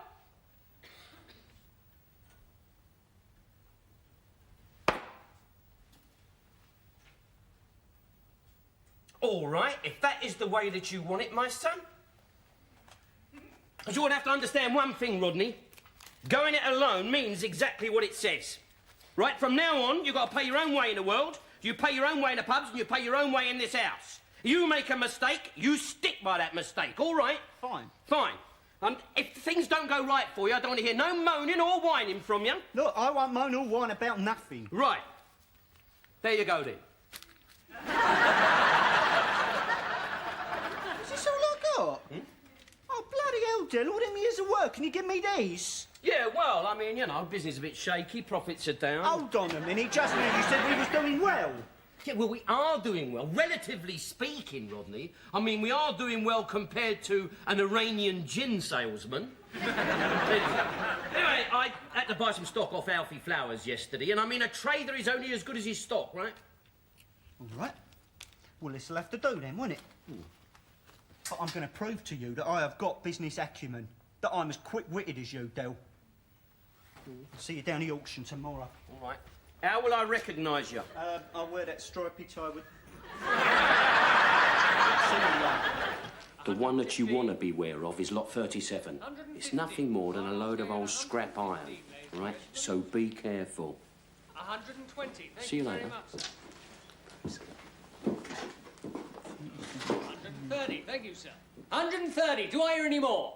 130. Down a young trouser. Now, ladies and gentlemen, we come to lot 36. 112 pieces of near-perfect cut-glass goblets. Take a look, ladies and gentlemen. This is us, Rodney. Now, hang on a minute. Let's have another look at lot 37. Yeah, but Del told us to be careful with that one. Yeah, and why do you think he did that? Usual noddle, Mickey. Del's after lot 37, isn't he? He's just trying to put us off and leave the field open for him, isn't he? I know how his mind works, son. Right, lot 37. Assorted agricultural machinery. Hey, that could be anything. That could be tractors, combined harvesters. Yeah, we could take them out of the sticks and do them old carrot crunches up. Hey, should we go for lot 37 then? Yeah. Yeah. Yeah. You bought this, son? Yeah. I've always wanted every auction. Didn't they, Del? Yeah. Get two for the same price at this one. This stuff is a load of rubbish. I know, I did try to warn you, Rodders. Yeah, but I thought... Yeah, no, the trouble with you is, Rodney, that you will insist on thinking. Well, what have you bought, then? I got those crystal goblets that you were after. What are these things? What, those? They are lawnmower engines. Lawnmower engines? Yes. Listen, they're not ordinary lawnmower engines. No? No. They're broken lawnmower.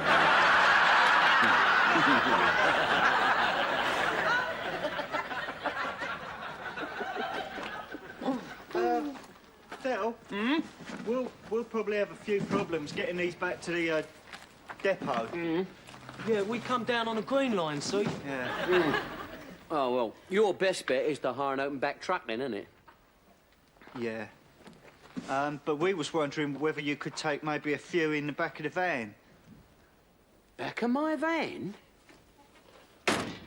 You must be joking. I've only just cleared them out of the van. You mean you were selling them in the first place? Yeah. That is the rubbish that Alfie Flowers sold me. Normally, I'd never have bought it, but, you know, he caught me when I was a bit non-compos mentis down a 111 club.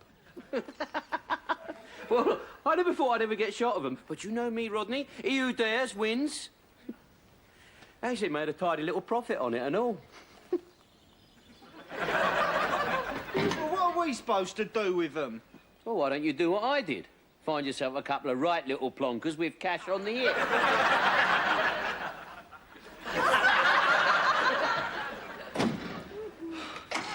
So what are we going to do?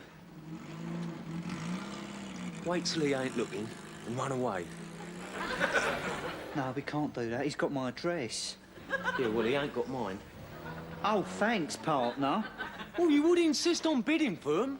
Yeah, and who wanted to go down to the sticks and flog them to the carrot crunchers? Well, you said they were combine harvesters and tractors. The way you were talking, we were going to do a deal with Weetabix. Oh, get off my face. Oh, we're going to get on now. It's a typhoon. Ah, good idea, Rodney. Put the kettle on, we'll have a nice cup of tea.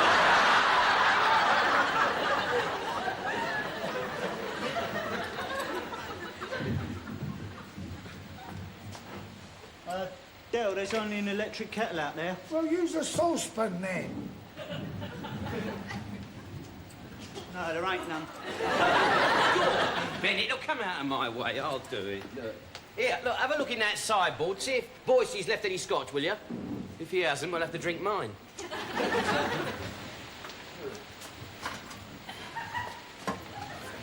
There you are, Rodney. See what I mean? There ain't no ghosties or ghoulies out here.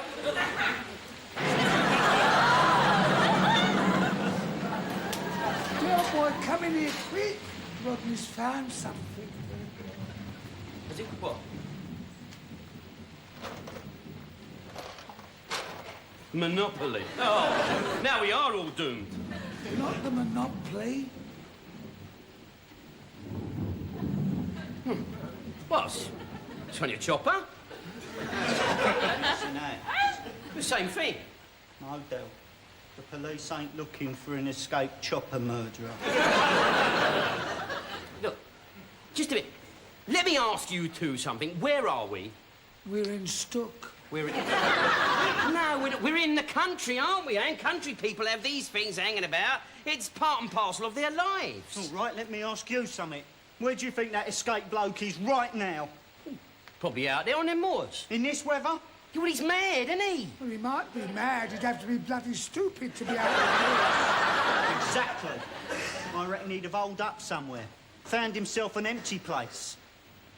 Like this. Yeah, but this place ain't empty, is it? It was before we arrived, Del.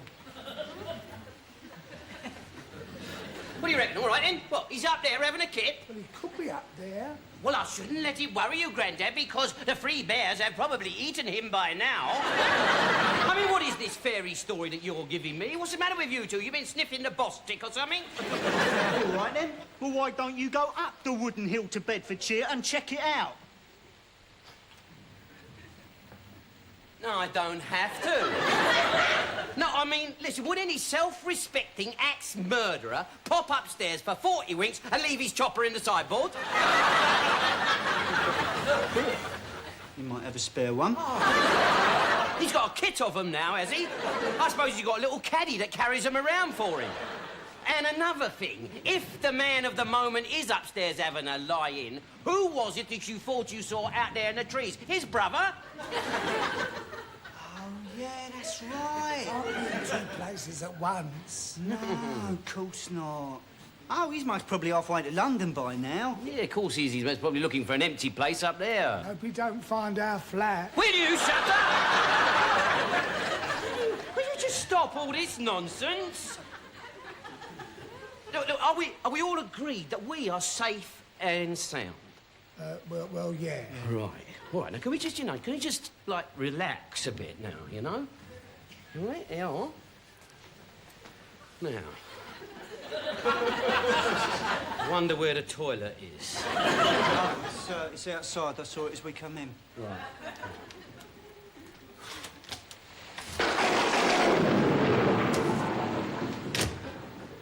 I think I'll leave it till the morning. Get ready, lads. This one could be a handful. Is this some kind of joke? What do you mean? This is no escaped lunatic. This is Tom Whitten, the gamekeeper. And you shouldn't have gagged him like that. He suffers from asthma. Wait, now, hold on a minute. The chief of security from the institution itself said it was him. What chief of security? What's his name? Robson. I mean, you can ask him yourself. He's back at the cottage with Dell. Chief Robson is not at the cottage. He's at the hospital.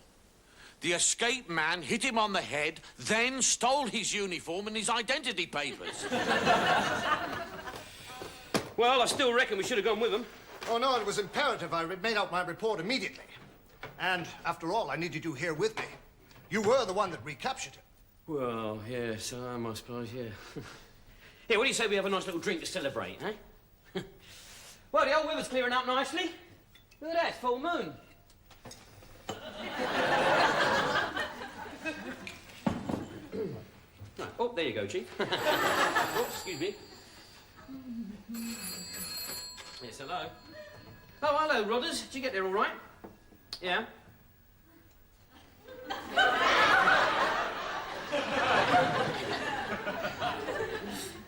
He's what?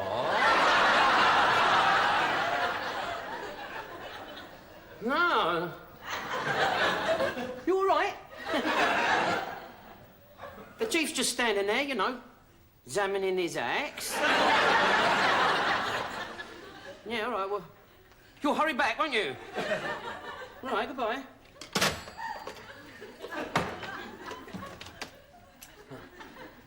No, I just phoned up now. Tell us he got there all right. Good. Do you like fish? What? Do you like fish? Oh, yeah, a little bit of salt and vinegar, they're lovely. I only like living fish. Fish that swim in the rivers and the seas. I don't like people that kill them. No, I don't like that sort myself. But I saw fishing rods on your van! No, it didn't belong to me. They belong to my brother and my granddad. I mean, I keep telling them, I beg them not to hurt the poor little fishies. I mean, I only come down here for the fresh air. Good.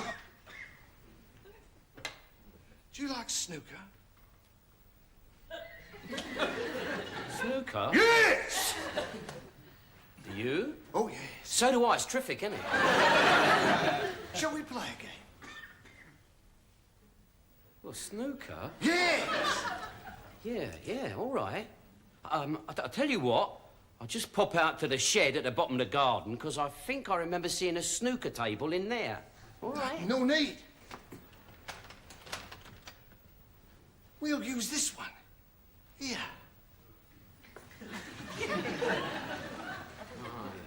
What do you mean, what, this one here, you mean? Yes. Yeah, okay. Yeah. Thank God for that. Is that a police helicopter? No, you're all right.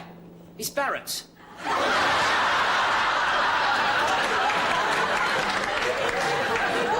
Good. You can break.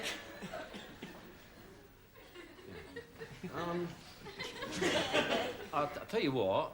Why don't I put that somewhere safe? Because you won't be able to hold your cue properly with that in your hand, will you?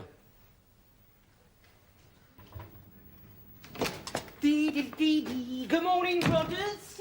Good morning, Grandfather. Gosh, a beautiful day out, isn't it, eh? Makes you glad to be alive, doesn't it? Yes, terrific. Where are you off to then, Dell? I'm just going up to Miranda's shop. Just to see the cabinet. What time's visiting hours then, Dale? There's nothing wrong with that cabinet, Rodney. I keep on telling you. Very nice cabinet. Yes, it is. I mean, a million woodworms can't be wrong, can they? I've told you before, Rodney, there are no woodworms in that cabinet. Whose birthday is it then, Del? Mine, if I'm playing my cards right. Happy birthday, sweetheart, from your ever-loving Delly Welly. Delly Wally, more like. All right, put that down and let's not have so much of it, shall we? Well, it's Miranda's birthday, Rodney, and we forgot. Oh, no, what a choker. Still, never mind. What'd you get her for her birthday, Del? Hey, well, nothing much. What's happened to your Grand's painting? Ah, well, I told you the sun had faded, didn't I? Sun my arse. To that tart, ain't she? Well, she's not going to raffle it, is she? She's only hang it on her bedroom wall. Your Gran brought that painting into this house, Del. There was an history behind it, and you knew it. You stole your own grandmother's painting. I didn't steal the painting. Gran left that painting to me. Don't give me that old Mother Hubbard. She did. One night when she wasn't feeling too well, she said to me, Del, when I go, that painting is yours. I don't remember it. No, well, you were out. Oh, that's handy, isn't it? No witnesses. There were witnesses. There was Mum and Rodney. Mum ain't here anymore. I know that, but Rodney is, you remember, don't you, Rodney? Well, I can't say I do, Dad. But you must remember, you were there, over there in the corner with Mum, having your nappy changed. Oh, there's nappy chap. He could only have been about 4. Exactly. How the hell do you expect... 4? I never thought I'd live to see the day when you of all people, let the family down. I'm going to my room. Yeah, come here, Dad, Grandad, come on. There you are, look. Have a tenner, eh? Come on, come.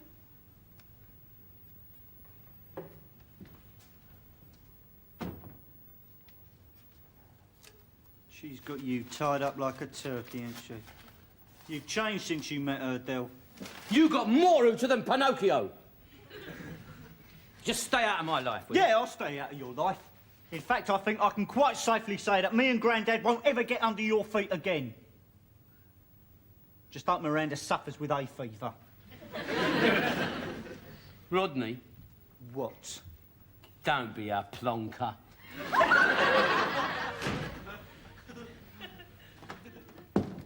Did he leave that tenner? 3004. 3005. The bid is with Gideon's. 3006.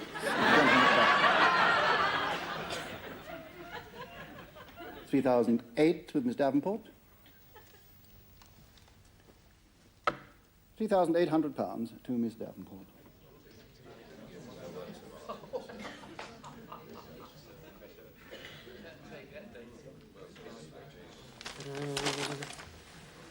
Derek. Yeah. What are you doing here? I just thought I'd pop up and take you out for lunch, you know, sort of a birthday treat. Birthday? Yeah. Oh, yes. How sweet. It is of you. They're daffodils. Here they are. Yeah, used to be my mum's favourite. Oh, really? Well, thank you. Look, I'm rather busy at the moment. Why don't you wait for me at that little wine bar around the corner? Yeah, all right. Will you belong? How should I know? Look, take these with you as well, please. Yeah. Yeah, all right. Now, lot 24 is this recently discovered work by the late 19th century artist Joshua Blythe. Now, it's a particularly fine example of his work. And I'd like to start bidding at 7,000. Do I have 7,000? 7,000. 8,000. 8,009. You lied to me, didn't you? Nobody's perfect. 10. It's not your birthday at all, is it? Well, it will be soon. 11 against you, sir. 11, 12. All you wanted me for was that painting, wasn't it? Well, what else do you think I was interested in? That banana box of a Queen Anne cabinet. Damn things infested my entire stock. 12, 5, 13, No, I thought, 13, you know, maybe there was something else. 14, 14, 5, 14, 5, 15. Oh, you?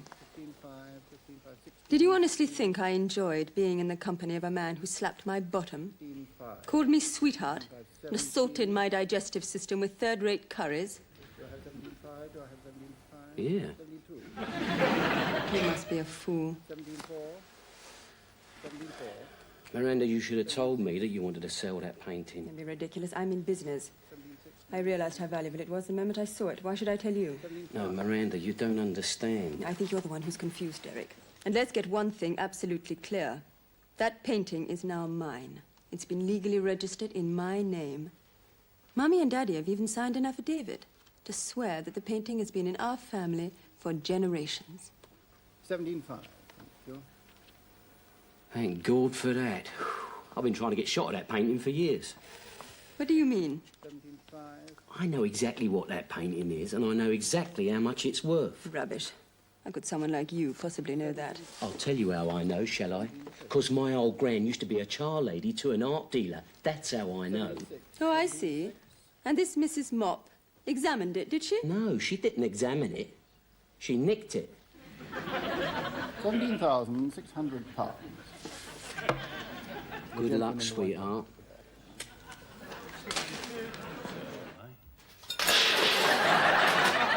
Slater. In all my glory. I told you you'd be surprised, didn't I? Yeah. Is this your granddad? No, that's the au pair, isn't it? What's your granddad? You wouldn't remember me. Roy Slater. I used to be in Dell's class at school. Well, that's a turn up for the book, isn't it, Del boy? Yeah, isn't it just? Rodney, get Roy one of them lagers in the fridge. Yeah, right. Yeah, well, I'll just, just give Rodney a hand. You carry on there. Bloody hell are you trying to do to me? How do you know who that is? Yeah, he said he was an old mate. He's not an old mate, he's an old Bill. When I say an old Bill, I mean an old Bill. That geezer out there would nick you for anything that you did. In fact, he'd nick you for anything you didn't do, and he wouldn't let a silly thing like innocence get in the way. I didn't have a clue, Del, I swear. You Wally. I've got to play this nice and cagey. Now listen, you've got to be careful what you say to him, because that fella in there, he collects informers the way other people collect stamps. He's got a few grasses, is he? No, he ain't got a few grasses, Rodney. He's got an entire lawn. Well, you go back in there. Only speak when you're spoken to, and then keep it down to a simple yes or no. Think before you blink. And if God's smiling on us, we might get away with it, all right? Get them beers. Does it cook as quickly as they claim? No, I don't know so much about that, son. We ain't used it yet. No? That's strange. Feels hot.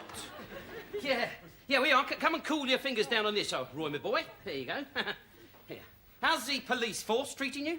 Police? Not too bad. I got promoted a while back. I'm detective inspector now. Oh, congratulations. A few years from now, you could be advertising tyres. How's the family? I don't see much of them these days, Del. The old man's still not talking to me. No, well, he's probably still got the needle over that time you nicked him. He nicked his own father? I had no choice. If there'd been a way of avoiding it, I would have. But his rear light was defective. I mean, what else could I do? It's true. You'd only borrowed the bike to go down to fish shop and all. That's right. It was just a twist of fate. But you've got to understand that at the time I was young and keen. Now that I'm older and more experienced, I regret doing it. Leave it out, Slater. You've never regretted a nick in your life. Oh, no, that's not fair, Del. You're judging me by the Roy Slater that you used to know. But I've changed in lots of ways. Things that were important to me in the past mean nothing now. I used to be enthusiastic, career-minded, but what you got at the end of the day? You've won your stripes and lost your friends. Come on, Roy. You didn't lose your friends. No? No, you didn't have any to lose in the first place. Yeah. I suppose you're right. Del, maybe one evening, if you're not too busy, we could have a couple of beers together. Yeah, well, see how it goes, shall we? Yeah, all right. Thanks for the drink. It's nice seeing you all again. I'll see myself out. Oh, by the way, you're all under arrest.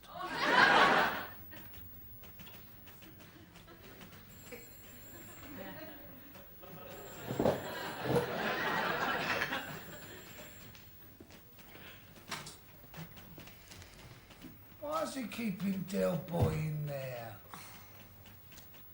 It's about the 38th time you've asked me that in the last half hour. And for the 38th time, Grandad, I'm telling you, I don't know. Well, I thought he'd just charge Del with receiving, he'd get a £50 fine, and then it'd all be forgot about. Yeah, that's what I thought. So did I.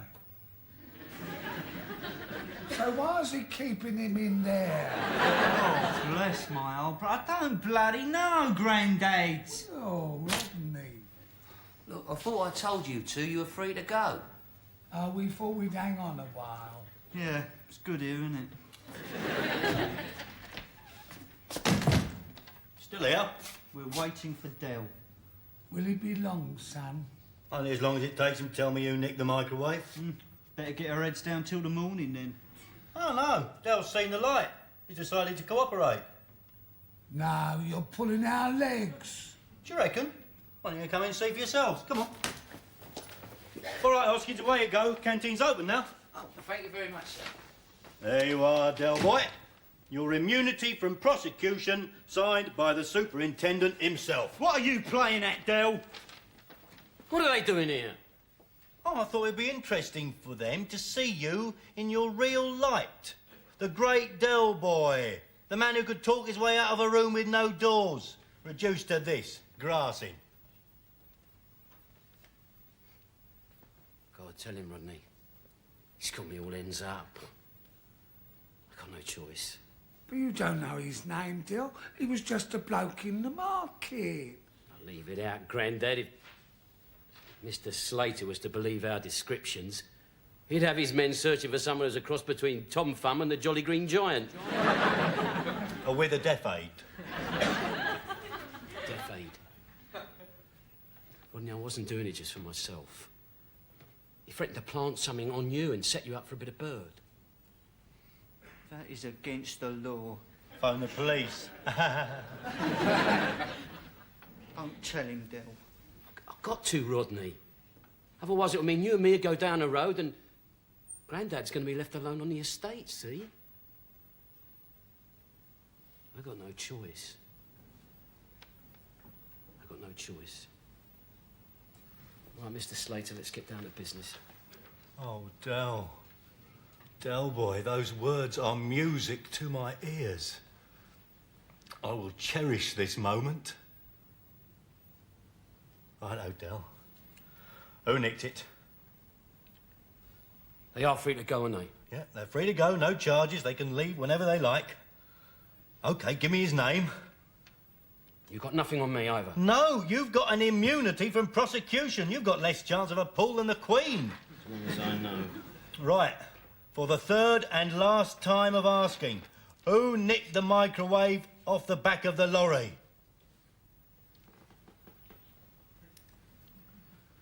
I did.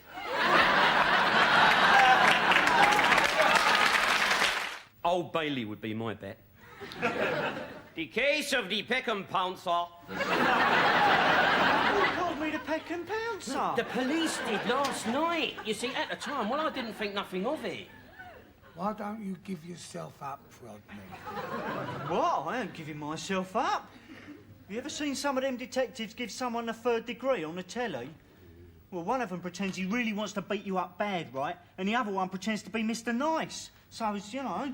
Yeah, perhaps you're right. After all, you've got form, ain't you? I mean, you still ain't finished that 2 years suspended yet. Oh, I'd forgotten about that. It's the others what worry me.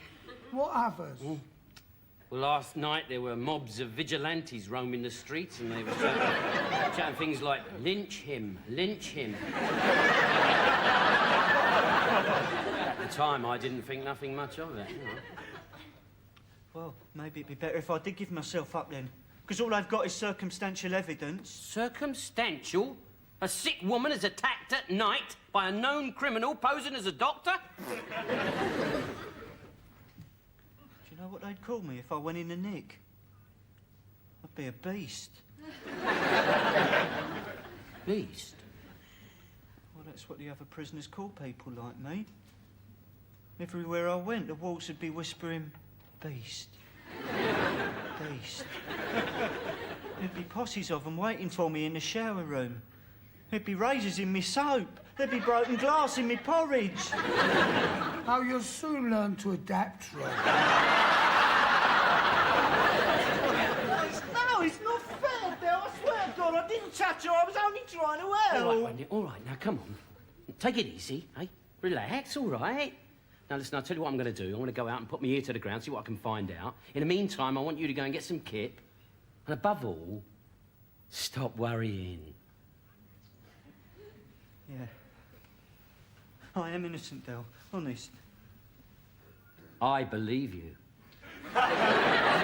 So do I, Rodney.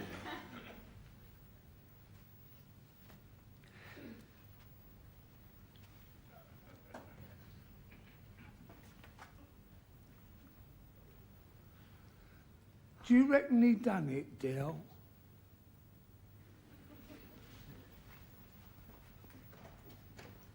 Leave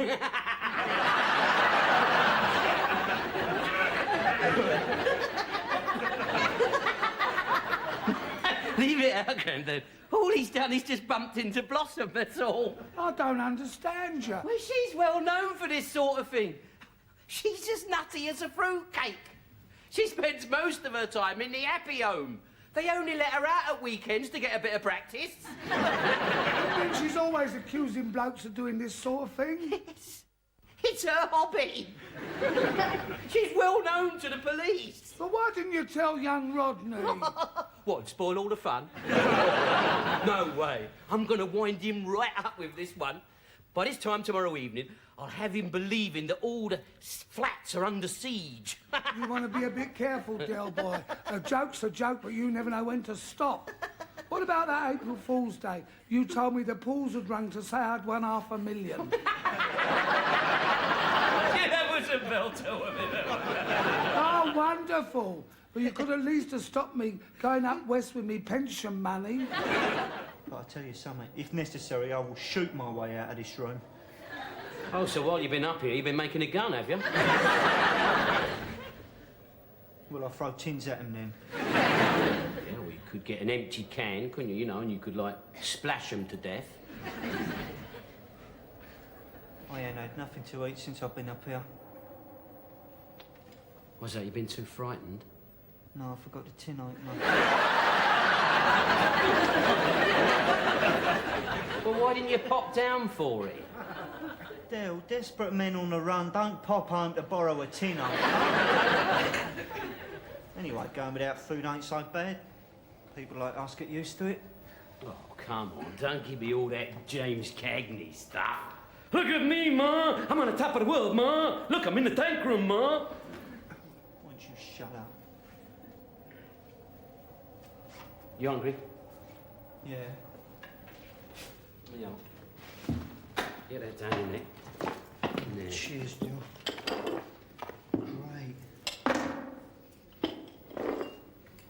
Oi, have the police been round to question you and Grandad yet? No. Good. Good. That means I ain't on my trail yet. Gives me a bit of time. Yeah. Rodney, I've got to explain something. Like, well, this is sort of like confession time. You know that woman you met, Blossom? Yeah? Well, she's mad, Rodney.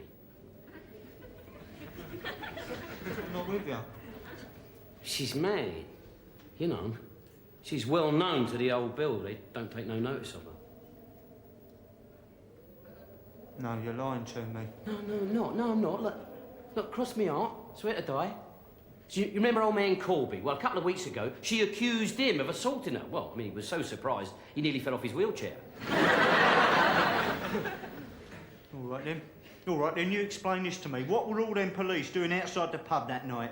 Oh, well, that was the mods and the skinheads. They were at it in the kebab house. Terrible scenes, all I could hear. I mean, there was, chairs going through the windows. There was chilli sauce up the walls. There was someone who knocked over a frying pan, and the staff restroom went up in flames. No, I don't believe you, Del. You're just trying to get me to come quietly. No, I'm not. No, look, go on there, go on. Look out there, look. Go on. Now, you see the kebab house? No. Exactly, it ain't there no more. What further proof do you need? No, Del, I don't understand this. You mean there's been no photo-fit pictures? No house-to-house searches? No public outcry? No, none at all. Here, look. Do you want some water with your scotch? No. Then why did you tell me I'd go away for 10 years as a special category prisoner?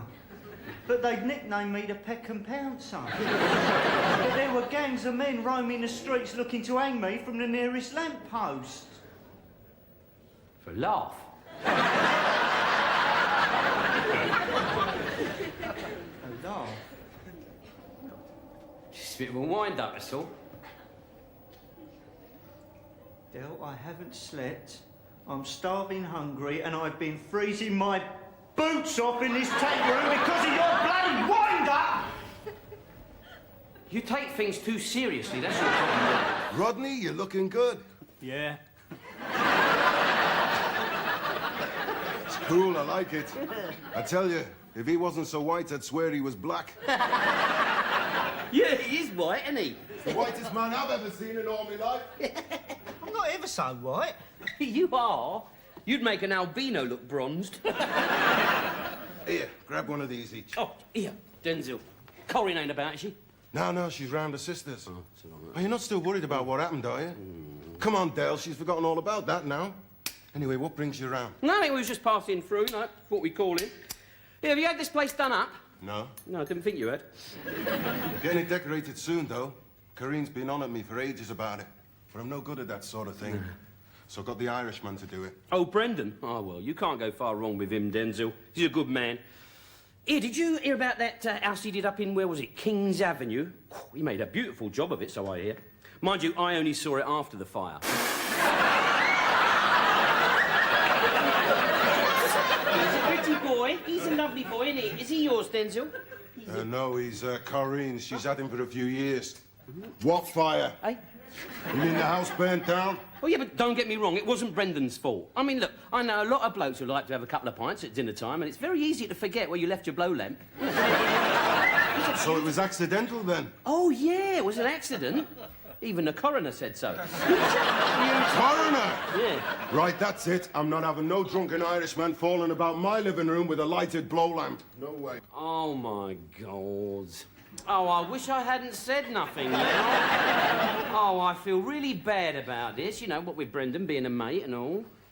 Look, never mind, Denzel. Look on the bright side. He might not burn your place down. Yeah, well, I'm taking no chances, Del. I'm getting somebody else in to do the job. Oh, well, this is up to you.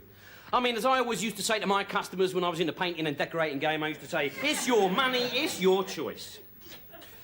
You never told me you used to be a painter and decorator. Oh, yeah. It's been the family trade for generations, isn't it, Rodney? Hey? Yeah. You are, see?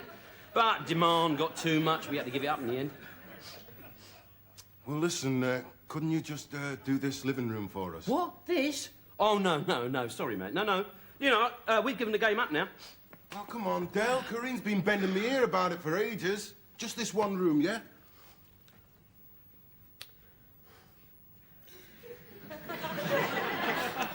No. No. I'm sorry. If I do it for you, I've got to do it for all the others, haven't I?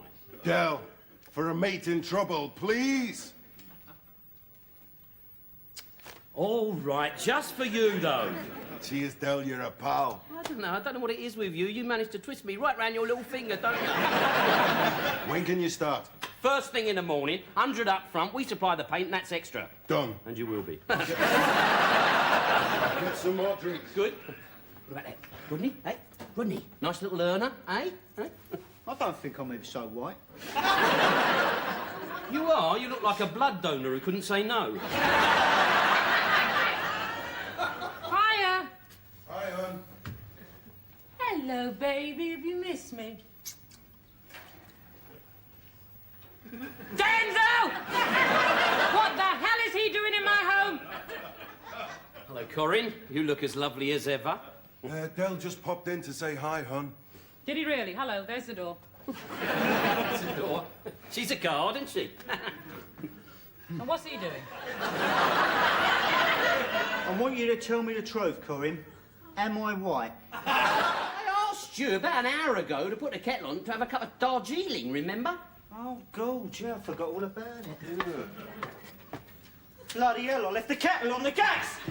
Oh, stone me, Rodney! I don't know what's the matter with him sometimes. He seems to live in a world of his own. Oh, no! Here, Del. What? Supposing the Steve started the wallpaper cleaning. Oh, that's charming, that, isn't it? We come round here to do up the living room and end up stripping the kitchen. Oh, Del, I can hardly breathe. You may not ever breathe again if this wallpaper is ruined. Oh, look! The condensation is everywhere. Quick, get me a cloth. Yeah, I'll open the window. That's right. Go on, Grandad. Yeah. If we tidy this place up, maybe she might never notice. She might notice the kettle. Gordon Bennett, I don't believe it. Put it back, say nothing. She might blame Denzel. Come and have a look at this. No, we're busy, Grandad.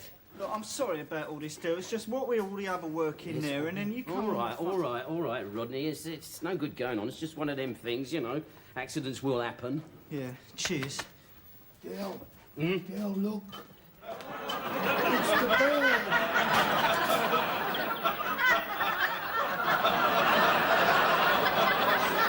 You don't look very well to me. That is most probably due to the fact, Grandad, that he is stone dead. You dozy little twonk, Rodney. Hold on, just now you said it was an easy mistake to make. Yeah, it is if you're bloody stupid. It might not be completely dead. It might be completely dead. It's just been sautéed. What is Corinne going to say when she comes back and finds out what you have done to her little pet? Well, I wouldn't mind seeing her face when she gets her next telephone bill. Look at this big hole you made in the kettle. Well, it's not as big as the hole you made in them Jaffa cakes, is it? Will you two pack it in? We've got to think of a way out of this. I've got it. We could say it was caused by paint fumes. Paint fumes. Paint fumes. When Corinne comes back in here, she's going to find her kettle's been knackered, her kitchen's been turned into a Turkish bath, and she's got a Kentucky Fried Canary at the bottom of a cake. And we're going to say paint fumes. Yeah, you're right. Wait a minute. Tell you what we'll do. Rodney and I will try and clear this place up. Grandad, I want you to go down the high street, and I want you to get a packet of Jaffa cakes and a canary. Where do I get canary from? Well, why don't you try the boot menders?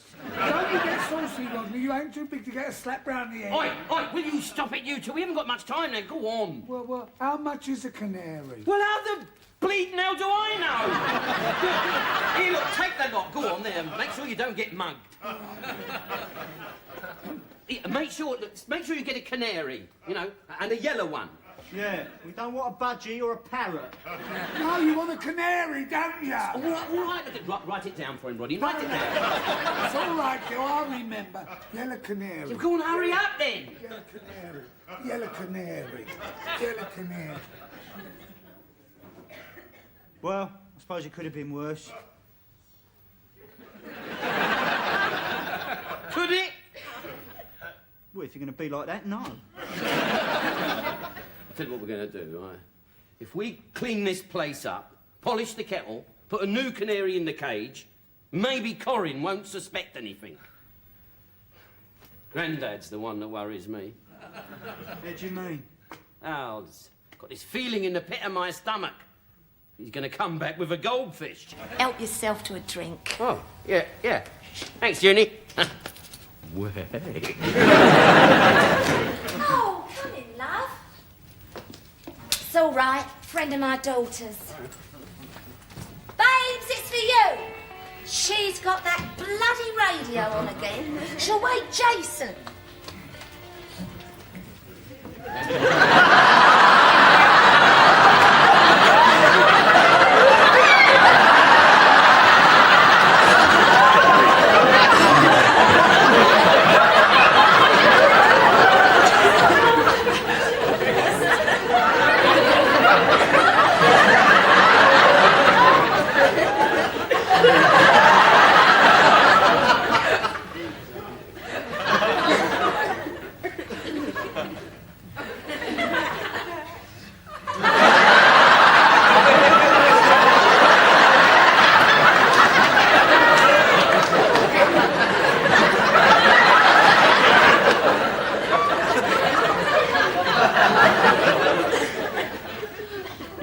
little plonker.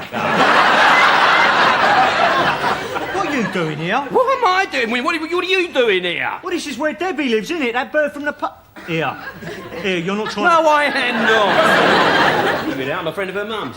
Yeah? When'd you meet her, then? It's 1964. Well, you've only just come out to see her? No, I was engaged to her, soppy. What, another one? Stone me, though. You've been engaged more times than a switchboard, haven't you? Don't you start getting lippy. You know, I don't know what you brought that round for, because I ain't got a record player. It's all right, I ain't got a record. You are a saucy little dick, you really. Oi, I got one of those at home on a sideboard. Yeah, all right, well, I'll get you another one tomorrow, won't I? I think you better than it. Oh, Junie. June. Look, you'll never guess who that is. That is little Rodney. You're kidding. No, I'm not, straight up. I don't believe it. The last time I saw you, you were about that high. How old was he, Del? Then about 2.5. Anyway, it's very nice to meet you again, Rodney. And you, Mum. Oh, leave it out, Rodney. You're making me feel quite Tom and Dick, you really are. You can call me June. Oh, thank you. Debbie won't be a minute. She's just putting some clothes on. Oh, she needn't bother. Oh, no. I meant, you know, she needn't bother to put on anything special. I was thinking, actually, if you two wanted to go out and, you know, chat about old times and all that, well, you know, I'm sure me and Debbie wouldn't mind babysitting. What do you think, Del? I daren't tell you what I think, Junie. Come on, let's go out for a drink, shall we? Yeah. Hello, Rodney. Debs? You all right, darling? Oh, Watcher? You two met? Yeah. Yeah, came in the paper shop this morning for a dirty magazine. No, actually, listen. I was just saying that you and me wouldn't mind babysitting if Del and your mum went out for a drink. Yeah, that suits me. I'll get my coat. Yeah, all right, darling. Yeah. Oi, I'd do that up if I was you. You get a cold on your chest. Oi, it's Debbie's house, she can do what she likes. You want a brandy, Debs? Brandy, eh? You're splashing out, aren't you? Yeah, well, of course, he's celebrating, isn't he? Celebrating what?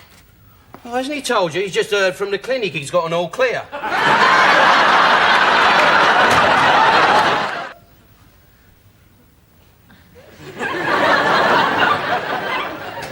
Put her down, Rodney! You're back early, ain't you? Yes. Ain't we just, eh? I'm going to bed, Del. Yeah, no, listen, Junie, we've got to talk. Look, I knew this is how you behave. That's why I didn't tell you. I'll see you around sometime. No, listen, June. Maybe. Look, we've got to talk. You've made another lasting impression then, or something?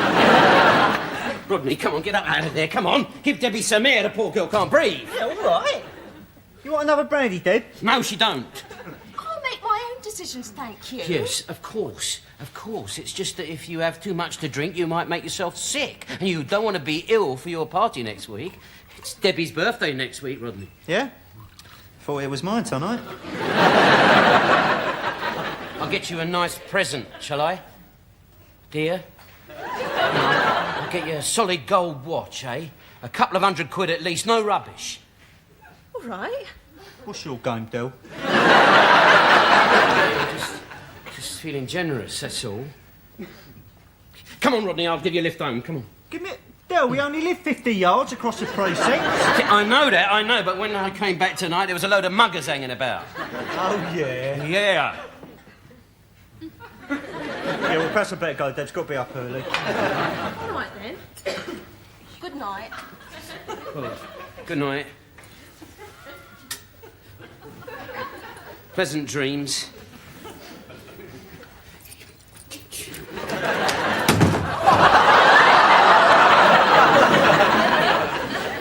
Well, night, Debs. Good night. Come on, Rodney! Now, just what is your game, Del? All that, shall I buy you a nice gold watch, shall I, dear? And sweet dreams? I was just being friendly, that's all. You're trying to pull her, aren't you? I am not trying to... What do you think I am, some kind of sicko or something? Well, you're trying to interfere between me and Debbie, aren't you? I am not trying to interfere, Rodney. Now, listen, Rodney, look, I don't think that you two are right for each other. It's got nothing to do with you. Me and Debbie think we're right for each other. Matter of fact, we're thinking of getting engaged. You're what? You can't get engaged to her, Rodney. Now, what I mean is, you're too young. I'm 24, Del. By the time you was my age, you'd been engaged to every bird this side of the water. No, you're just jealous, aren't you? You can't stand the thought that I might end up with a nice little wife.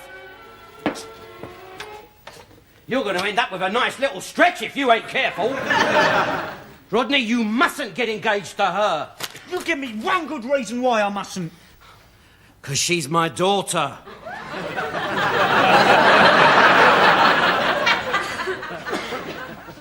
That's why.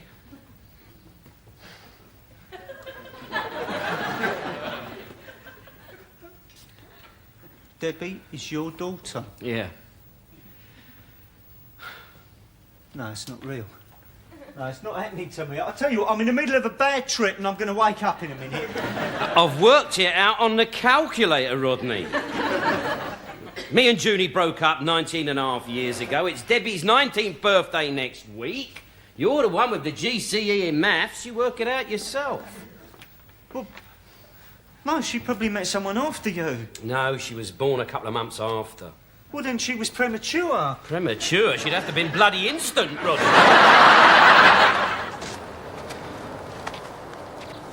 All right, Tree? Yeah, I'm all right. Well... Yeah, it's all right. I know, Trig. I know, mate. You going back to the flat, are you? Yeah, I'm coming back. Yeah. Do us a favour, will you? Go and open up. Yeah, I've got one or two things to do. Bung the vicar a couple of quid, that sort of thing. See that three over there? They're the North London branch of the family. You know, make them welcome, will you? Keep your eye on them, eh? Yeah, sure. Thanks. Cheers, Tree.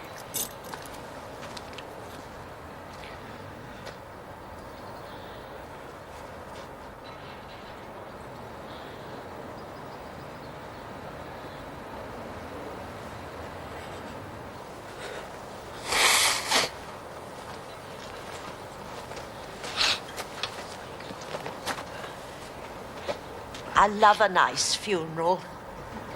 Well, you hang about. There's two more after this.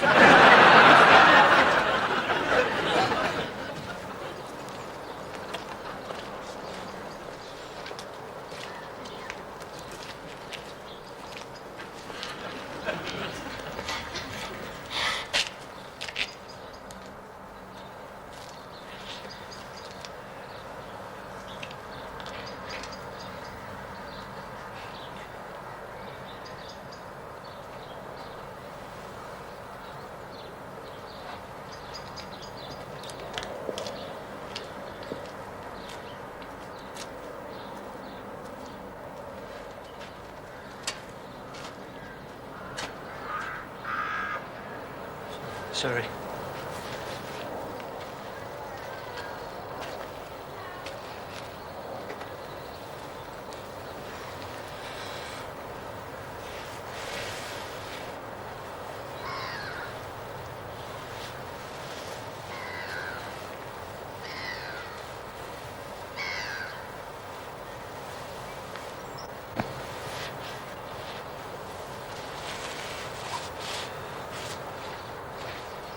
We'll leave the car, shall we?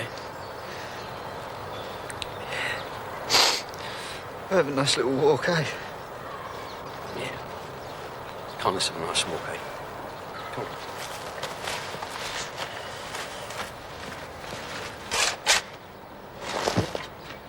on. Oi.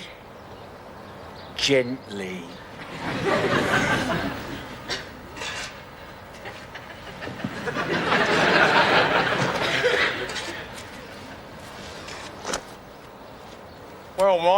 how's business in the pub? Oh, not bad, boysy, not bad. Oh, you didn't hear, did you? Thursday night, some Burke nicked my cigarette machine. Never. Yeah. What about that sonic burglar alarm, Delboy soldier? Oh, yeah. They nicked that and all.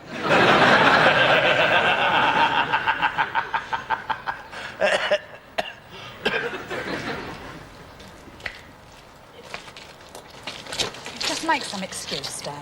Say we're in a hurry or something. But it's a funeral, love. We've got to get all the way back to North London. If we don't leave now, we'll cop the rush hour. Look, I don't want to go back to their flat either, Jean. But I'm family. I want to go back there. He was my brother. It's got nothing to do with you, Uncle Albert, so stay out of it. What do you mean he was your brother? You and him didn't talk to each other for years. Me and your Aunt Ada didn't talk to each other for years. But she was still my wife. Come on, we'll go back for half hour. Show our respect. Anyway, we'd only have him whining all the way home. Don't you dare light that pipe in my car. It was a lovely service, Vicar. Thank you very much.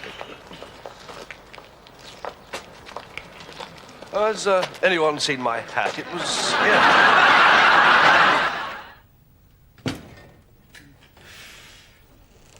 Oh, all right? Did you get Albert home safely? Yeah, I got him home safely, all right, Rodney. Morning, son. Morning. You're back? Boomerang Trotter always comes back. What happened? What happened? I'll tell you what happened. I drove him all the way back to North London, right through the bleeding rush hour. And what did we find when we got there? Stan and Jean have moved.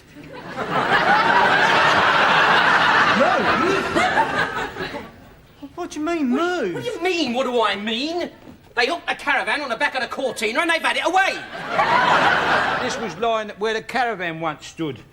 It's just me clothes and a few personal belongings. What? Yeah. You mean that's all you've got in the world? No, we've got to go back tomorrow to pick up his parrot. How could they do this to me, eh? That is disgusting, isn't it? I mean, deserting him like that. Yeah, ain't the first time it's happened either. I mean, I think there should be a law or something against that. Yeah, I know. All I want to know is where they've got... Yeah, what did you say just then? I said it ain't the first time it's happened either. Do you remember your cousin Audrey? I went and stayed with her and her husband Kevin for a year.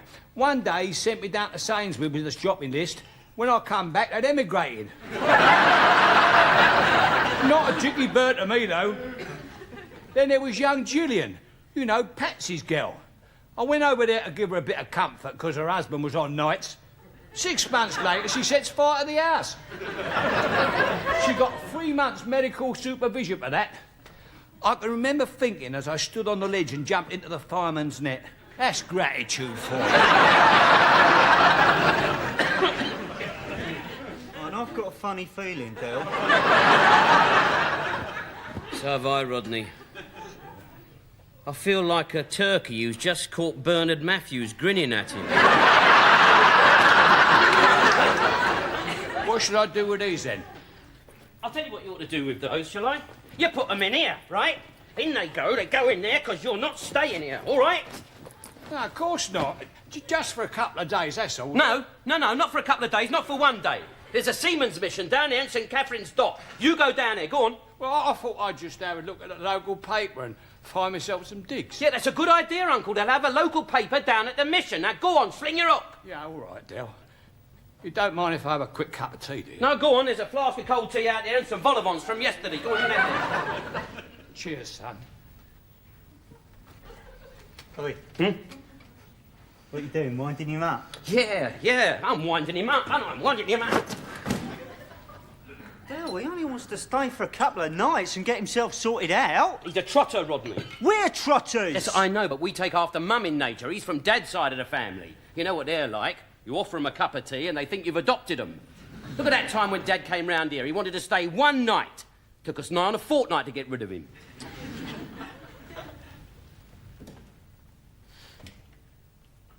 But Uncle Albert might not be like that. Oh, leave it out, Rodney. You've heard him yourself when he was telling us about that time he came round the Cape of Good Hope. He was 3 months on the same wave. I don't believe you, Del. I do not believe that you, of all people, could... Where do you think you're going? I'm going down a cafe. I'm going to get some grub and some better company. I'm going to put some clothes on. It's all your fault, Rodney. And I don't start all that again.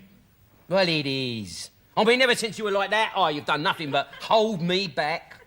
I held you back? Yeah. I mean, when Mum died, I should have had you put in care. I would have been someone by now. I would have probably had my own penthouse, and I'd have had Aston Martin with a telephone and all that. Well, I'll tell you something, Del. You'd have been doing me a favour if you'd had me put into care. Because at least then I might have got a proper job when I left school, instead of humping your old suitcase all over London. But you didn't want to leave school, did you? If it'd been up to you, you would have been there drawing your old age pension, wouldn't you? I only wanted to stay there while I got my GCE in maths and art. And a lot of good they've done, the firm. The only time your GCE has come in handy was that time I asked you to count them tins of paint. What bloody hell's that? Oi. Don't think it was that deep fryer, do you? I'm not going to stay to find out. Come on, let's look lively. Come on. Del! Yeah, it won't be a minute, love. It's your Uncle Albert! What about Uncle Albert? He's fallen down our cellar, quick! Fallen down the cellar? Stick it.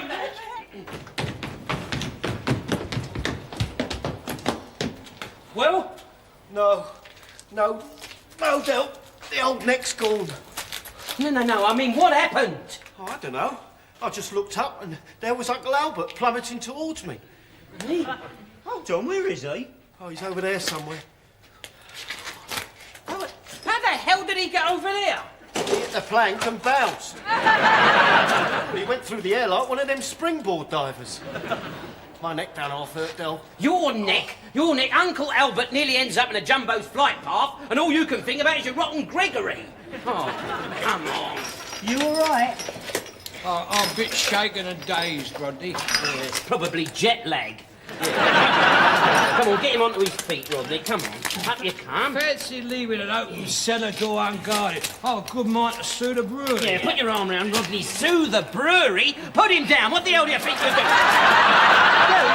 Pick him up. I know what I just said, but you don't know what sort of damage he's done. He might have broken something. Yeah, he has. About 4 dozen bottles of Guinness. Come on, Del, there's nothing wrong with him. He said so himself. Yeah, but how does he know that? How does he know that? He might have hit his head and got percussion. Hey, look, the first thing to do in first aid is never move the victim, right? You'll have to move me soon, Del. The last bell's just gone. See that? He's got ringing sounds in his ears. This is even worse than I thought, Rodney. Quick, nip upstairs and get on a telephone. Right. Yeah, phone for a solicitor. Yeah. A solicitor? Yeah. Del, you can't sue. You don't want to put money on it, do you, eh? Him falling down that hole could be the biggest bit of luck we've had in years. But, Del, if he'd hurt himself, there'd be little signs, wouldn't there? Like blood and pain. His hat ain't come off. How's that, all right? Don't give us all that Quincy cobblers, Rodney. You don't know how bad I am. You see, you don't know how bad he is. Now, quick, whip upstairs and phone Solly Atwell. You'll find his number in the yellow pages. Go on, look lively. Solly Atwell's our solicitor? Yeah. Bloody hell, he's more bent than the villains. He's just the sort of man we need in a case like this, a specialist. Go on, get on the blower. All right. You don't mind if I phone for an ambulance first, though, yeah? Ambulance, good thinking. That looked great on the report. Well done, Rodney. Come on, away you go. The old brewery are going to pay through the nose for this. I told you something would turn up, didn't I, Del? That's all right, Uncle. You just conserve your oxygen, that's right. Yeah. Uncle Albert, did I hear you groaning in pain? No. Well, why not? Come on. Oh. What is it now? Why, I'm very surprised. I came down here expecting you bunch of wallies to sound like a cat being doctored without anaesthetic.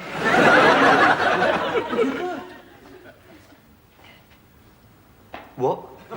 You're very good. All right, you're not quite up to the standard of Spanner Ballet or Durham Durham. There's something about your music that I like. It's got something. I only hope it ain't catching. If this is all some build-up, some very funny joke, would you just tell us all now and stop wasting everybody's time? Not a joke, Rodney. No, not a joke. I mean it. I'm very impressed. Very. Bravo! Bravo! Of course, you do realise that you're all going to flop like a jelly on a wet mattress, don't you? Oh, yeah? Why are we going to flop? Because you're undisciplined. You ain't going to go nowhere until you get your act together. Yeah? Well, my mate's cousin works for a record company and he reckons he can get us a contract. Oh, yeah? And my mate's a doorman down at Chelsea, but he can't get me a bloody game, can he? Now you're still rough around the edges. I mean, why don't you take a butcher's at yourselves?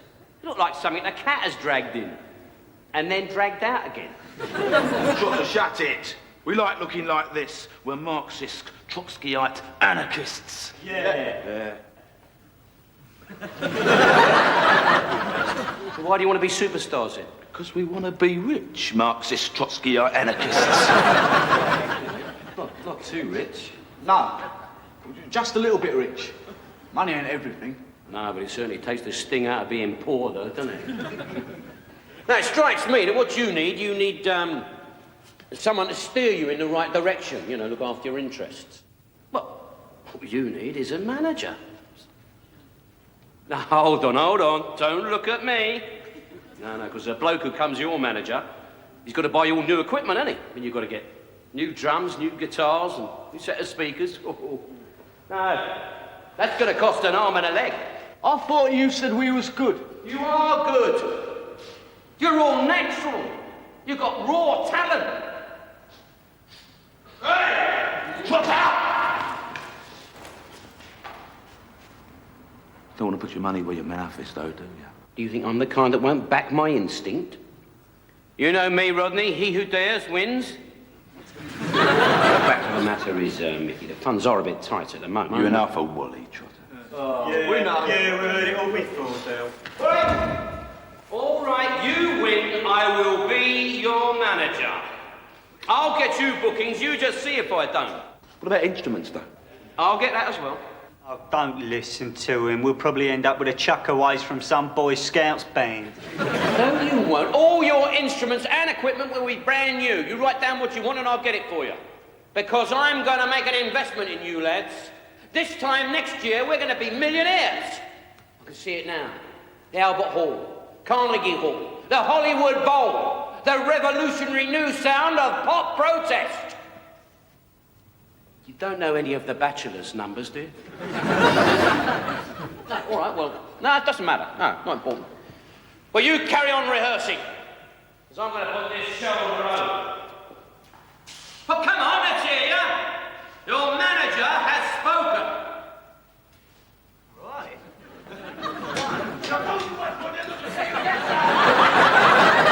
2, 3, back! Listen here. Stop me if you heard it. A million kids done that. New entry in the charts this week at number 26. 4 guys from South London. This is Boys Will Be Boys from a Bunch of Wallies. Well, maybe old Trigg could knock some out down a council depot tonight. Oh, shut up! Noise. Think.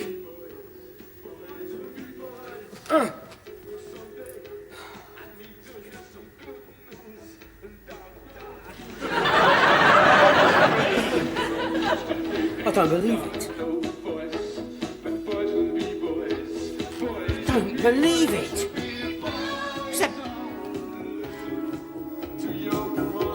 It's a bunch of Wallies. What do they think they're doing? They're on top of the pops.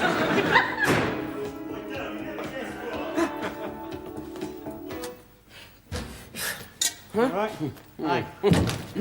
You know that old bird that works down the laundromat? Yeah. The one who's after up. Yeah. What? What's wrong? No, it's all right, fine.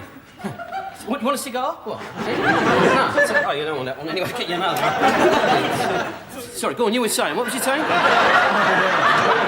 well, her up, right? Yeah. I said that Uncle Albert wants to take her to the old folks' Beano on Thursday. Yeah. Dropped him right in it. Did you? I like it. I like that.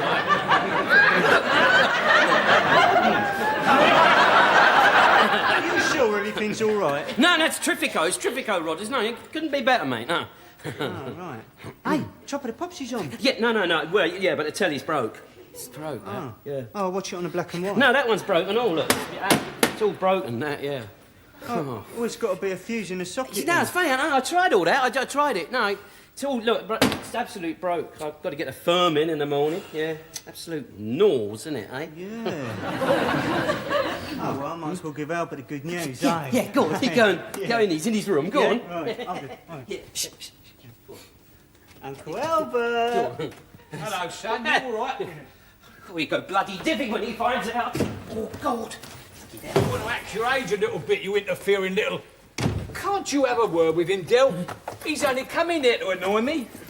I don't want to go on no old folks' Beano. Well, don't go then. Don't go. Listen, I'm off out. Don't mention it to Rodney. I doubt if he'd want to go with you anyway. He's watching Top of the Pops on the portable. Hey, it's my book. They're in the charts.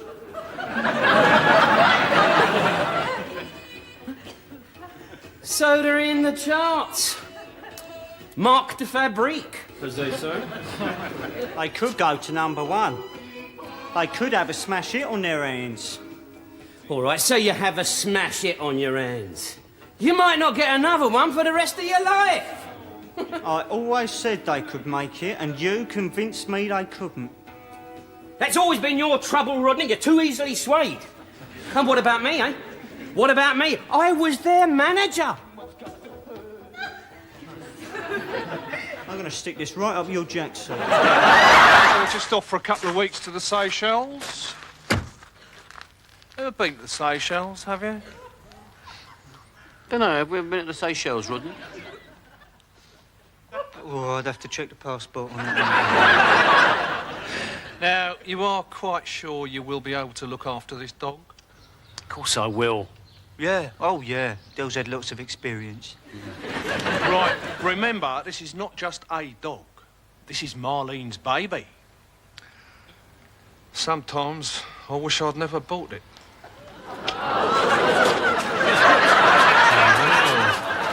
Oh, they told me it was a Great Dane. Oh, didn't I? I must have slipped my mind. I thought it was a puppy. Gordon Bennett. Duke, this is your Uncle Del and Rodney. He's lovely, ain't he? It's terrific. Take him for walkies first thing in the morning, once in the evening, and then again last thing at night. Now, when it's his bedtime, you put a blanket over him, and then you talk to him for a while. Don't want me to bring his wind up, do you? He should be all right. And don't worry, he's house trained. Hey, we live in a flat. And in here's his vitamin pills. One in the morning, before breakfast, not after. Marlene, come along, for God's sake. We do have a flight to catch. Come on, kiss him goodbye. Yeah, bye, Del. See you soon. For God's sake, the dog, Marlene. Yes, bye. Baba, Dookie's gonna miss his little mumsy wumsy. Isn't he? Her mummy's gonna miss her little Dookie. Makes you want to throw up, doesn't it? I'm a bit Tom Dick myself. Come along, Marlene. We're going to miss that plane. Yeah, come on, Dookie. If he bites you, don't scream. He's only strung. All right, if we bleed. No, he doesn't sink his teeth in. He's only playing. Boy. Bye-bye. Bye-bye, Dookie. Bye-bye. Did you switch everything off? Yes. Did you switch the burglar alarm on? Yes. Did you lock everything up? Get in the car!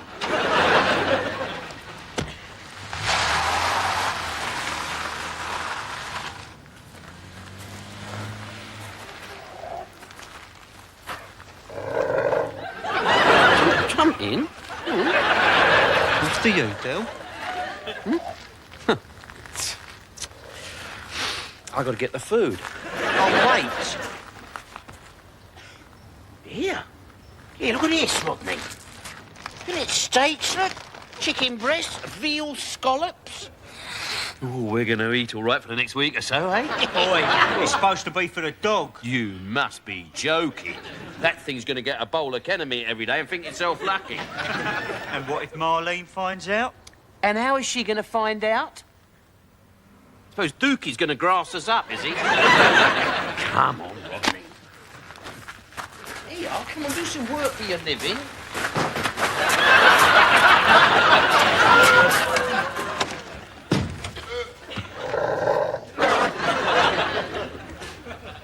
That dog don't like me. He's all right. We can smell fear. I'm surprised you can smell anything at all with that gallon of brute you're wearing. Come on.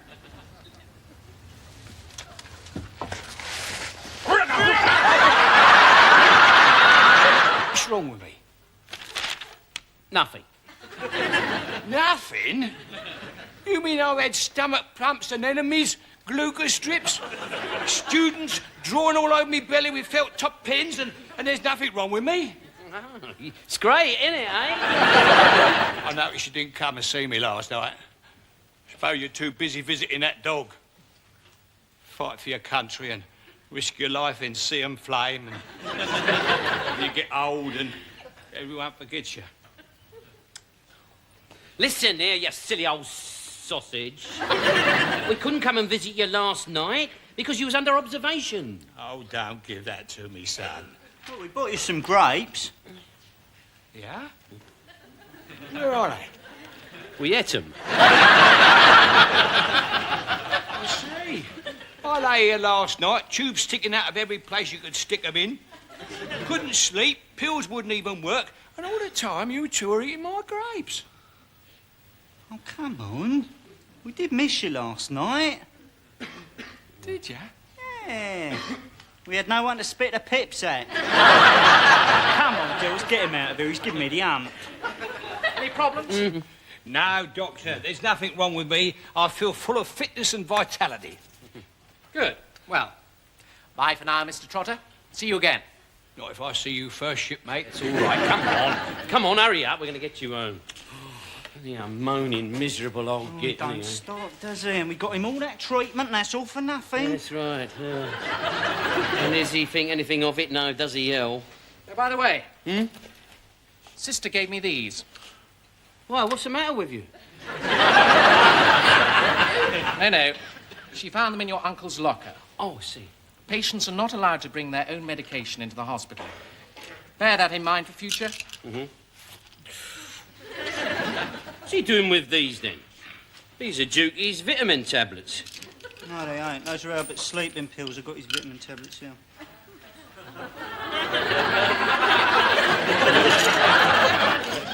No. You've been giving Dukey his sleeping pills. Because they was on the sideboard and I just... Albert's been on the Bob Martins. No wonder he's full of vitality. What shall we do? Just don't throw him any sticks, that's all. Should we tell him? No. It's a bit unfair, isn't it, after what he's been through? Yeah. Yeah, let's tell him. No,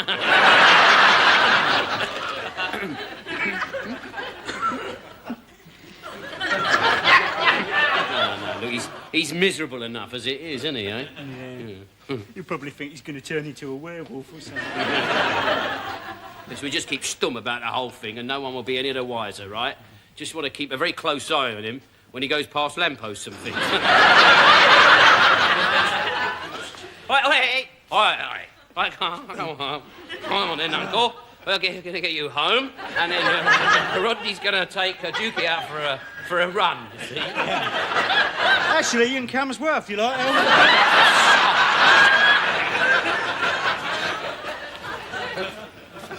What's the matter with you two? Nothing. No. Well, come on. Yeah.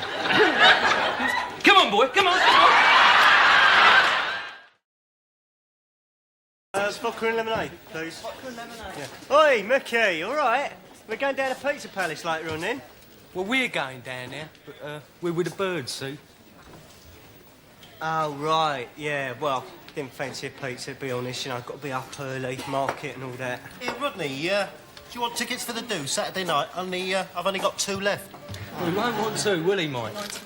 Why would I want 2? Well, he won't be bringing a bird, will ya? Why shouldn't I be bringing a bird? There's no reason, Rodney, but why break the habits of a lifetime, eh? Yeah, I'll have the 2, Mike. How much? Good boy. It's a £5. Yeah. Who are you bringing in? Your Uncle Albert? I'm bringing a girl. Oh, give over, Rodney. I'm bringing a girl. What's her name? Eh? What's her name? It's none of your business. You have to find out on Saturday night, won't you? Who is it? It's not that sort from the fishmongers, is it? No, it ain't that sort from the fishmongers, actually. This one happens to be in show business. Show business? You're a liar. I'm telling you the truth, Mickey. You want to see her and all. She's a right Brahma. Well, I've got 10, says you won't bring a bird on Saturday night. Make it 20. All right, 20. Right. Wait, what sort of noise here, Connie? It's just think here. It's better me I ain't got a bird to bring to the do on Saturday. Well, you haven't, have you? Well, really? Yes. Ooh. Go on then, Rodney, go on. Take him the mouth you get. Go on. I tell you what, make it 30. Make it 40 if you like. Go on. Go on, Rodney. I know. Let's make it a nice round 50, eh? You're on. I'll see you Saturday. And you better bring your money with you. Got more front than Buckingham Palace, isn't he? Yeah, don't worry. Come Saturday night, you'll be the one that's laughing, won't you? Yeah. Yeah, that's it. Come on and sit down over here and hold your noise, all right? Yeah, Dave, you can sit here. I'm going. Are we playing cards or what? Yeah, come on. Oh, about bloody time and all. Right, it'll be down to you then, boy, see? Here, keep your money to yourself, will you, because of old Hawkeye. Oh, yeah. Right. OK, I will go £1. Yeah, go on, I'll have some of that, £2. 4. 8. 16. 32. Go on. 64.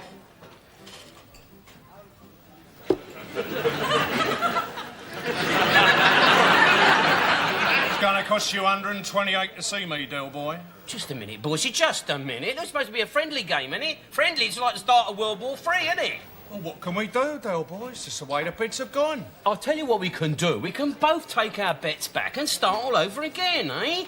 And just, you know, try to play a little more sensibly. All right? All right, Del boy. Certainly. Anything you say. Right. £1. I'll see you.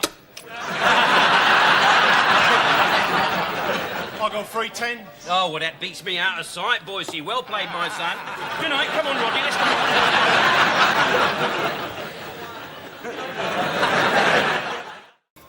My name's Yvonne. Oh, I'm Rod. I ain't seen you here before. No, well, that's probably something to do with the fact that I've never actually been here before. So, do you work here? Oh, no. I'm in show business. Really? You ain't done any films, have you? Oh, well, there was a couple when I was younger, but I'd rather not talk about it. I just called in here tonight on the off chance. I was hoping I might bump into some friends. I heard someone was throwing a party tomorrow night. Yeah? But now it looks as though I'd have to spend the evening in on my own. Oh. Yes, I've got absolutely nothing to do tomorrow night. Listen, I've got a couple of tickets for a do. It's only a pub. Oh, I'd love to go with you, thank you. It starts about 8:30. Oh, I'll see you there. Well, hold on, I'd better write the address down for you. Oh, it's all right, I know where the Nag's Head is. Must rush. Oh. Here you go. Don't tell me you've pulled. I have. You haven't.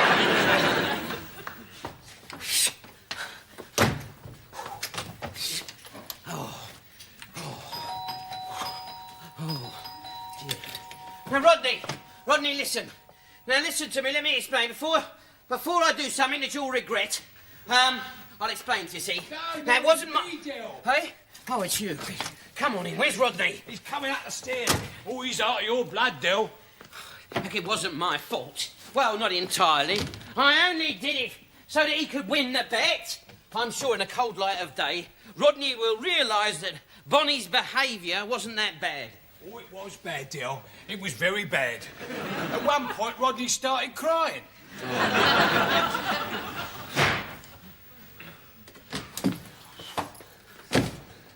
I'm gonna kill you. Be careful now, listen. Don't be a plonker all your life. You set her up to going out with me. I did not set her up. I paid her.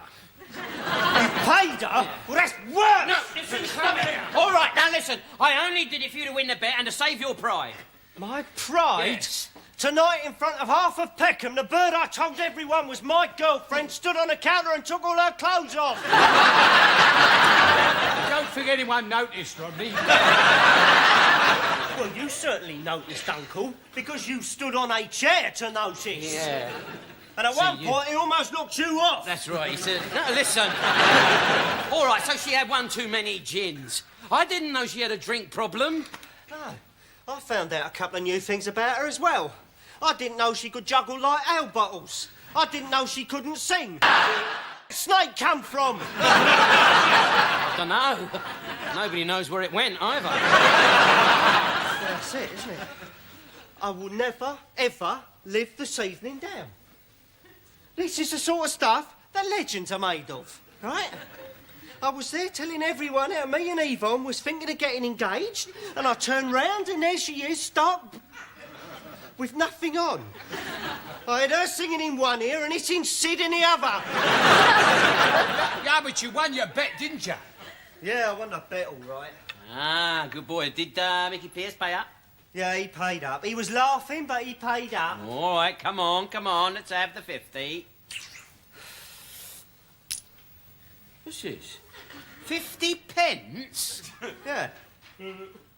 Oh, I bet I know what you thought. What's he here for? God knows. I don't like these places. They make me feel queasy. Oi, so are you two. No, it's nothing. It's just Albert. He don't feel too well. How bad is he? I mean, is it worth our while taking him home? Oh, I ain't that bad, Del. Oh, good. Well, you just sit back and enjoy yourself then. Enjoy ourselves? Del, we are £2,000 in debt. We have a garage load of hooky doors and a mob of irate Rastafarians after our blood. So what are we doing hanging around Mum's monument? Because I always come here in times of trouble, Rodney. Just come here and stand here and tell Mum my problems. And somehow she always seems to provide an answer. She's never let me down yet. I mean, you take that time when you was done for the possession of cannabis. I just came here and I told Mum that her little baby was in trouble with the law, and it was almost as if I could hear her voice saying to me, bribe the old Bill, Del. And what happened? When the case came to court, the police could provide no evidence. You told me you got a 250 quid fine and a suspended sentence. Yeah. Well, 3 days before the trial, this plonker pleaded guilty by post. Mum wasn't to know that, was she? Now, don't worry, she'll come up with a solution to our financial plight. Come on, sit yourself down. Just relax, Rodders. Now, just look around, Rodney. Just think. One day all us trotters will be here. Well, I don't know about you. It's all right, Del. I'm with the co-op. Yeah, back in the 60s, I bought us all a plot. You know, I thought, well, land was going to be a good investment, wasn't it, eh? Can't go wrong, Del, can you? See, I'll be over there next to Mum. And Grandad, well, he's already here over in the gardens of external peace.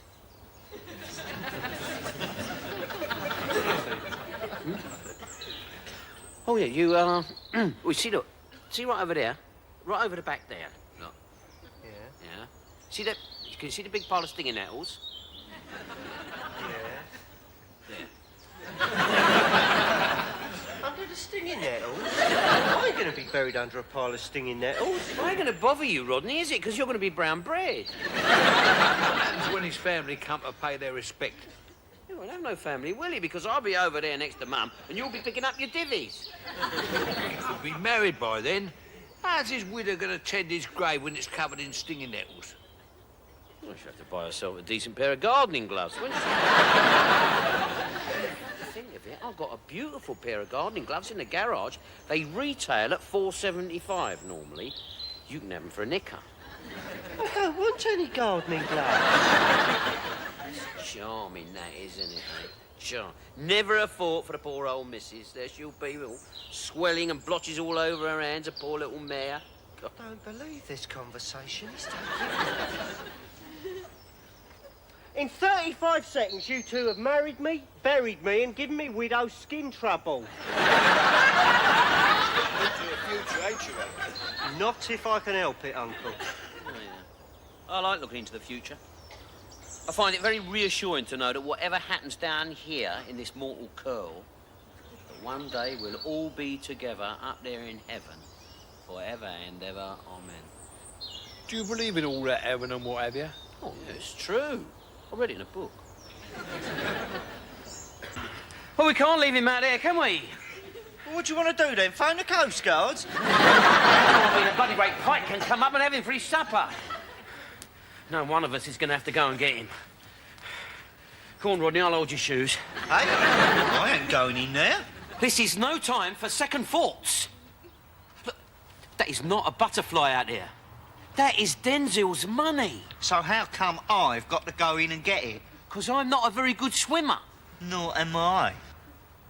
I know, but you're taller than me, ain't you? Take you longer to drown. So it's only shallow. How shallow? Well, I don't know, do I?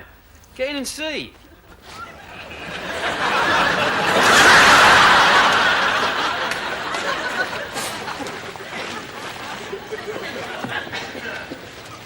What's Rodney doing? I don't know, it's the backstroke, I think. Our $3 you see, look, it's out there on that lily pad. Well, I begged him not to go in. But, Billy, you weren't here. This is right up your street, this, isn't it? I can't swim, Del. You used to be a sailor. Don't mean a thing. Nelson couldn't swim. Of course he couldn't. He'd only got one bloody arm. He'd be going round in circles, wouldn't he?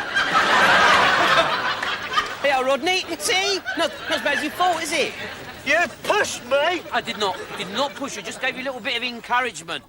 Anyway, come on, Rodders, you're in now. Yeah, I'm getting out now, no. No, just a minute, just a minute. Not 10 yards, not 10 yards from you, right, is one of the rarest, most beautifulest of God's little tiny creatures. And then Wally's in that magazine of yours. They're going to give us $3 for it. But I don't care, Derek. I'm still getting out. Listen. But we give Denzel back his $2 and there's a grand in it for ourselves. I thought you said you give Denzel $3.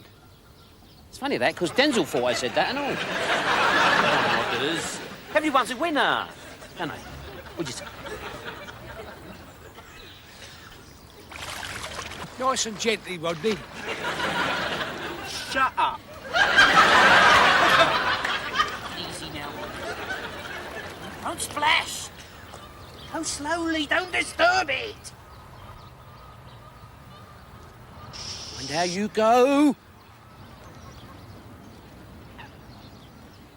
Got it? Got it. Good boy. Good boy. Come on. I better get a cold next week now. Oh, shut up, you tart. This water will make my hair go frizzy. Don't worry, the alopecia will soon cure that. Oh, careful. Rodney, just remember, if you get into difficulties, save the butterfly, all right? Stuff the butterfly? Hey, stop that. There are very few of them things left in the world. There are millions of you. Nice and easy, Rodney. Almost there.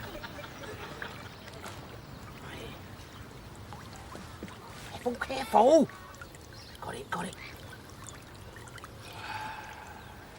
Is he all right, Del? Yeah. It's a bit wet, but he'll survive. The old sun will soon dry you out, won't it? And then I'm going to take you down to the nice man who's going to give your Uncle Belly Welly 3 lovely grand. Denzel, I've got your money. Great. See you down the pub later.